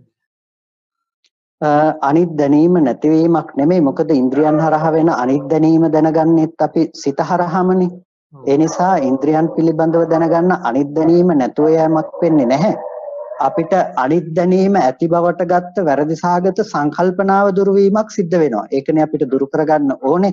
ඒ කියන්නේ අපි හිත පැත්තෙන් උපද්දව ගන්න අරමුණ අපි හිතපු දේ බවට දන්නේ නැහැ. අපි හිතන්නේ දකින දේම පවතින බවට. ඒ වැරදි සාගත සංකල්පනාව තමයි දුරු වෙන්න ඕනේ. ඒ කියන්නේ දිත්තේ දිත්තමත්තන් නොවේ දෘෂ්ටිය සහ විඤ්ඤාතයේ දෙකම එකක් කොට ගැනීම, දිත්තේ සහ විඤ්ඤාතය එකක් කොට ගැනීම තමයි වැරද්ද. ඒ නිසා මේ දෙකක් කොට දැක්කොත් එහෙම මේ විඤ්ඤාතයේ විඤ්ඤාතයක් විදිහටත් දැකීමක් විදිහටත් දකිනවා. අන්න ඒ දේ දෙකක් විදිහට දකිනකොට ඒක එකක් විදිහට පේන්නේ නැහැ. ඒ නිසා බලන්නට ඕනේ මේ විදිහට අපි මේ දෙකම එකක් කරගත්ත වැරදි සංකල්පනාව දුරු වෙන විදිහට මානසිකාරයේ පැවැත්විය යුතුයි. එතකොට ඒ මානසිකාරය කියන එකෙන් අපි දැකලා තියෙන්නේ නිවන කියන දේ ප්‍රකට වෙන විදිහට මාර්ගයේ උපදින විදිහට. ඒ නිසා මාර්ගය කියන එකටත් අදාළ කරන්නේ ආයතන දෙකක පැවැත්මක් කියන තැනින්නේ. මන ආයතනයයි ධම්ම ආයතනයයි. එක විඥාන ධාතුවයි මනෝ විඥාන ධාතුව විතරයි. මනෝ විඥාන ධාතුවෙන් තොරව අනිත් විඥාන ඇති බවට කතා කරන්නේ නැහැ. මොකද විපාකයේ තුල අනිත් විඥාන තිබුණට ඒ විඥානේ නිවන් දැකීමට අවශ්‍ය වෙන එකක් නෙමෙයි. මාර්ගයකදී මනෝ විඥාන ධාතුව පමණයි. ඒ මනෝ විඥාන ධාතුවට ඇසුරු වෙලා තියෙන්නේ අර සංකත ධර්මයන්ගේ Nirodhe කියන දේ. තෙරුවන් සරණයි ස්වාමීන් වහන්සේ. තෙරුවන් සරණයි ස්වාමීන් වහන්සේ. ඔබ දන්නේ සූත්‍රය ගැන දේශනා කරාට පස්සේ ස්වාමීන් වහන්සේ මේ හිතන විදිය හරිද කියලා අහගන්නත් එක්ක ස්වාමීන් වහන්සේ අවසරයි අහන්නේ මේ ප්‍රශ්නේ. එතකොට අර ඉල්පෙන්නෙත් නැතුව පිහිටන්නෙත් නැතුව ඉන්න එකම තැන කියලා හිතනවා සතිය කියලා. සතියෙන් ඉන්න බව කියලා ස්වාමීන් වහන්සේ කියන්නේ සතිපට්ඨාන භාවනා තුලින් ඇති කරගත්ත සතිය. එහෙමද කියලා අහන්න තමයි ස්වාමීන් වහන්සේ දැනගන්න ඕනේ. තෙරුවන් සරණයි. ඔව් සතිපට්ඨානය තුල ඉඳීමම තමයි අපි කතා කළේ. ඒකයි අපි අර කිව්වේ ටිකක් සැඩපහරට හසු වෙලා නැති හරියක් වගේ තමයි ලෞකිකව ඒ කියන්නේ සැඩපහර අඩු තැනක් තමයි ලෞකිකව වැඩෙන සතිපට්ඨානය කියලා. ඒ වගේම එතනින් එහාට යන දෙයක් තමයි ලෝකෝත්තර වශයෙන් අපි වඩන සතිපට්ඨානය කියලා කියන්නේ. එතකොට ඒ සිහිය සහ නුවණ තමයි ඕගේ නතර කිරීම පිණිස පවතින එකම මාර්ගය කියලා අපිට කෙටියෙන්ම හඳුන්වන්න පුළුවන්කම තියෙනවා. සිහිය සහ නුවණ කියන එක. එහෙමයි ස්වාමීන් වහන්සේ. ඒකට සතියෙන් ඉඳලා සතිමත්ව ඉඳලා කරන සියලුම නිවනට අරමුණු කරගෙන කරන සියලු භාවනා වලින් තමයි අපිට එතකොට නුවණින් ඒ ටික නැති කරගන්න පුළුවන් වෙන්නේ නේද ස්වාමීන් වහන්සේ කියන්නේ. නැති කරගන්න පුළුවන් වෙන්නේ සිහියෙන් සහ නුවණින් ඉඳලා කරන හැම මානසිකාරයක්ම හේතු වෙනවා. එතන අර ලෝකෝත්තර දර්ශනය බලපානවා. ඒ කියන්නේ පර්තවෝ සප්‍රත්‍ය තුල අපි ලබාගත් සුතමේ ඥානය තුල ගොඩනගුණු සම්මාදිට්ඨිය කියන එක. ඒ දර්ශනය අනුව අපිට සිද්ධ කරන හැම දෙයක්ම ඒ යෝගයේ තරණය කිරීම පිණිස පවතින දෙයක්. එහෙමයි ස්වාමීන් වහන්සේ. එතකොට අපි ඒ සතිය නැති හැම වෙලාවකම අපි ඇත්තට මේ සැඩපහර ගිලෙනවා කියන එක තමයි වගේ නේද සම්පූර්ණ. සතිය නැති හැම මොහොතකම සැඩපහර ඇතුළත ජීවත් වීම තමයි අපි සිද්ධ කරලා තියෙන්නේ. කියන්නේ සතිය නැති හැම මොහොතකම ඉන්නෙම සැඩපහර තුල. සැඩපහර තුල ඉන්න අපිට තමයි සැඩපහරෙන් එතර වෙන්නේ. කියන්නේ සැඩපහර නැති කරන්නට අවශ්‍ය මඟ බුදුරජාණන් වහන්සේ පෙන්වලා දීලා තියෙන්නේ සතිය සහ සම්පජාඤ්ඤය නැතිනම් සිහිය සහ නුවණ තුල. එතකොට සමහරවිට ඒ ටික ඒ විදිහටම නේද කරගෙන යන්න තියෙන්නේ. එතන ඉඳන් වගේද සැඩපහර ඇතිවන තැන භූමිය තමයි සතිය.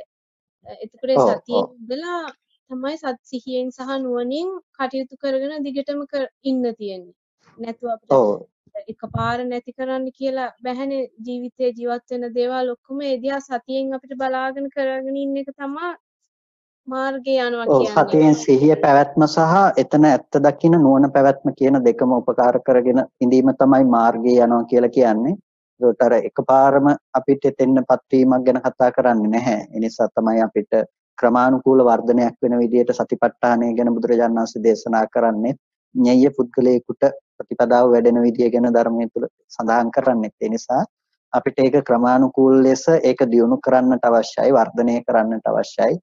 අපි වර්ධනය කරන තරමට නුවණ පවත්වන තරමට තමයි ප්‍රත්‍යක්ෂය අපිට ලං වෙන්නේ. ඒ නිසා තමයි සතිපට්ඨානයේ දා කුරුරට වාසීන් සතිපට්ඨානය වැඩුවා කියලා කියන්නේ. ඒ කියන්නේ සවැත් නුවර ජනතාව එහෙම ලිඳක් ළඟට ගියා සතිපට්ඨාන භාවනාව කුමක්ද කියලා අහලා ඒ ගැන කතා කළා කියනවා. කියන්නේ එදිනෙදා ජීවිතයේ හැම තැනකම සතිපට්ඨානේ භාවිත වෙන තැනක එයා ජීවත් වුණා. ඒ නිසා කෝටි 7න් කෝටි 5ක්ම ආර්ය ශ්‍රාවකයෝ බවට පත් වුණා. එහෙම තියෙන තැනකනේ ප්‍රතිපදාව ඉපදිලා තියෙන්නේ. ඉතින් අපිත් වඩන්නට අවශ්‍ය වෙන්නේ ඒ විදිහටම නිරන්තර සිහිය සහ නුවණ පැවැත්මක් කරන්නට ඕනේ. ඒ විදිහට කරන කෙනෙකුට විතරයි ඊතර වීමක් ගැන කතා කරන්න පුළුවන් වෙන්නේ. එහෙමයි ස්වාමීන් වහන්සේ. එතකොට අර අපි දැන් ආයතන නිරෝධයක් කියන්නේම නිවන තමයි නේද ස්වාමීන් වහන්සේ. අපිට ආයතන නිරෝධය කරගන්න පුළුවන් වුණොත් ඒ කියන්නේ අපි දැන් ආය දර්ශනය ගැන අපිට ආපහු හිතන්න දෙයක් නැහැ. ඒක අවබෝධය කියන්නේ පිහිටා සිටපු ප්‍රත්‍යක්ෂ ඥානය නිසා. එහෙමයි. එහෙමයි. තෙරුවන් සරණයි ස්වාමීන් වහන්සේ. ගොඩාක් පින් ස්වාමීන් වහන්සේ මේ වගේ ප්‍රශ්න අහන්න ලැබෙන එක ඔබ වහන්සේට චතුරාර්ය සත්‍යම අවබෝධ වේවා. තෙරුවන් සරණයි. හොඳයි එහෙනම් කවුරුත් කල්පනා කරගන්න අද දවසේදී සද්ධර්ම ශ්‍රවණය කළා. ධර්ම සාකච්ඡාවන් සිද්ධ කරලා සිද්ධ කරගත්ත සියලු කුසල ධර්මයන් අපි අනුමෝදන් කළ යුතුයි. ඒක අනුමෝදන් කරමු. පළමුවෙන් අපට අර්ථයෙන් ධර්මයෙන් අනුශාසනා කළ අපේ ධර්මාචාර්ය අවසරයි මාංකඩවල සුදස්සන ස්වාමීන් වහන්සේට, අවසරයි මාංකඩවල නන්දරත්න ස්වාමීන් වහන්සේට, ස්වාමීන් වහන්සේලා දෙනමතම උතුම් නිවනින් සැනසීම පිණිස මේ සියලු කුසලයෝ හේතු පාරමිතාවක් වේවා කියලා ප්‍රාර්ථනා කරනවා.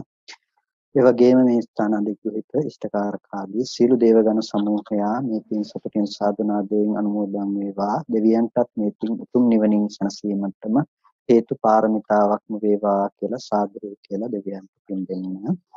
ඒ වගේම සියලු ඥාතීනුත් අපි සිහිපත් කරනවා. සියලුම ඥාතීන්ටත් මේ පින් අනුමෝදන් කරමු. විශේෂයෙන්ම තරණාගම කුසල ධම්ම නායක මාහිමිපාණන් වහන්සේට පුණ්‍යානුමෝදනා කරන්නට කියලා සිහිපත් කළා. අපේ ගෞරවනීය ස්වාමීන්ද්‍රයන්න් වහන්සේටත් අපි විශේෂයෙන් පුණ්‍යානුමෝදනා කරනවා.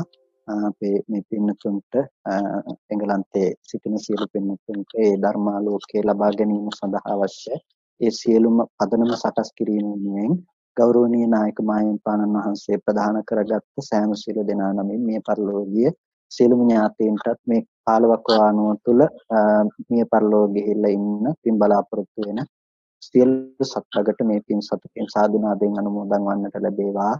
හැම දිනාටම උතුම් නිවනින් සැනසෙන්නටම මේ පින හේතු පාරමිතාවක්ම වේවා කියලා සාදු කියලා. ඒ වගේම මේ සියලුම කුසල ධර්මයන් අපි අනුමෝදන් කරනවා.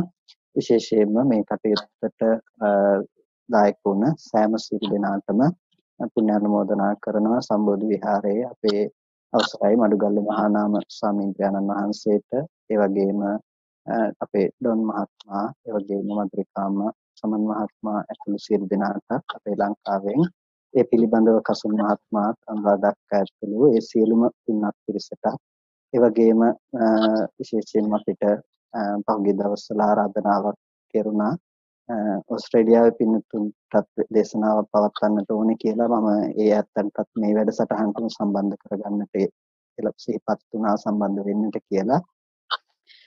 ඒ ආරාධනා කළ ඒ ඕස්ට්‍රේලියාවේ ඉන්න සියලුම පින්වත් පිරිසටත් මෙල්බන් ආදී ඒ සියලුම පින්වත් පිරිසට අපි විශේෂයෙන් පුණ්‍යානුමෝදනා කරනවා. සහ සම්බන්ධ වුණ ඔබ සෑම සියලු දෙනාටම ලංකාවේ සම්බන්ධ වෙන සියලු දෙනාටම අපේ සේනාසනයේ ස්වාමීන් වහන්සේලාට ඇතුළු සියලුම දෙනාට නිදුක් නිරෝගී සුවපත් භාවය චිරජීවනයේ සැලසේවා. කායික මානසික සැනසෙල්ල ඇති කරගෙන අමා මහ නිවනින් සැනසෙන්නටම මේ කුසලය හේතු පාරමිතාවක්ම වේවා කියලා සාදු කියලා පින් අනුමෝදන්. සාදු සාදු සාදු.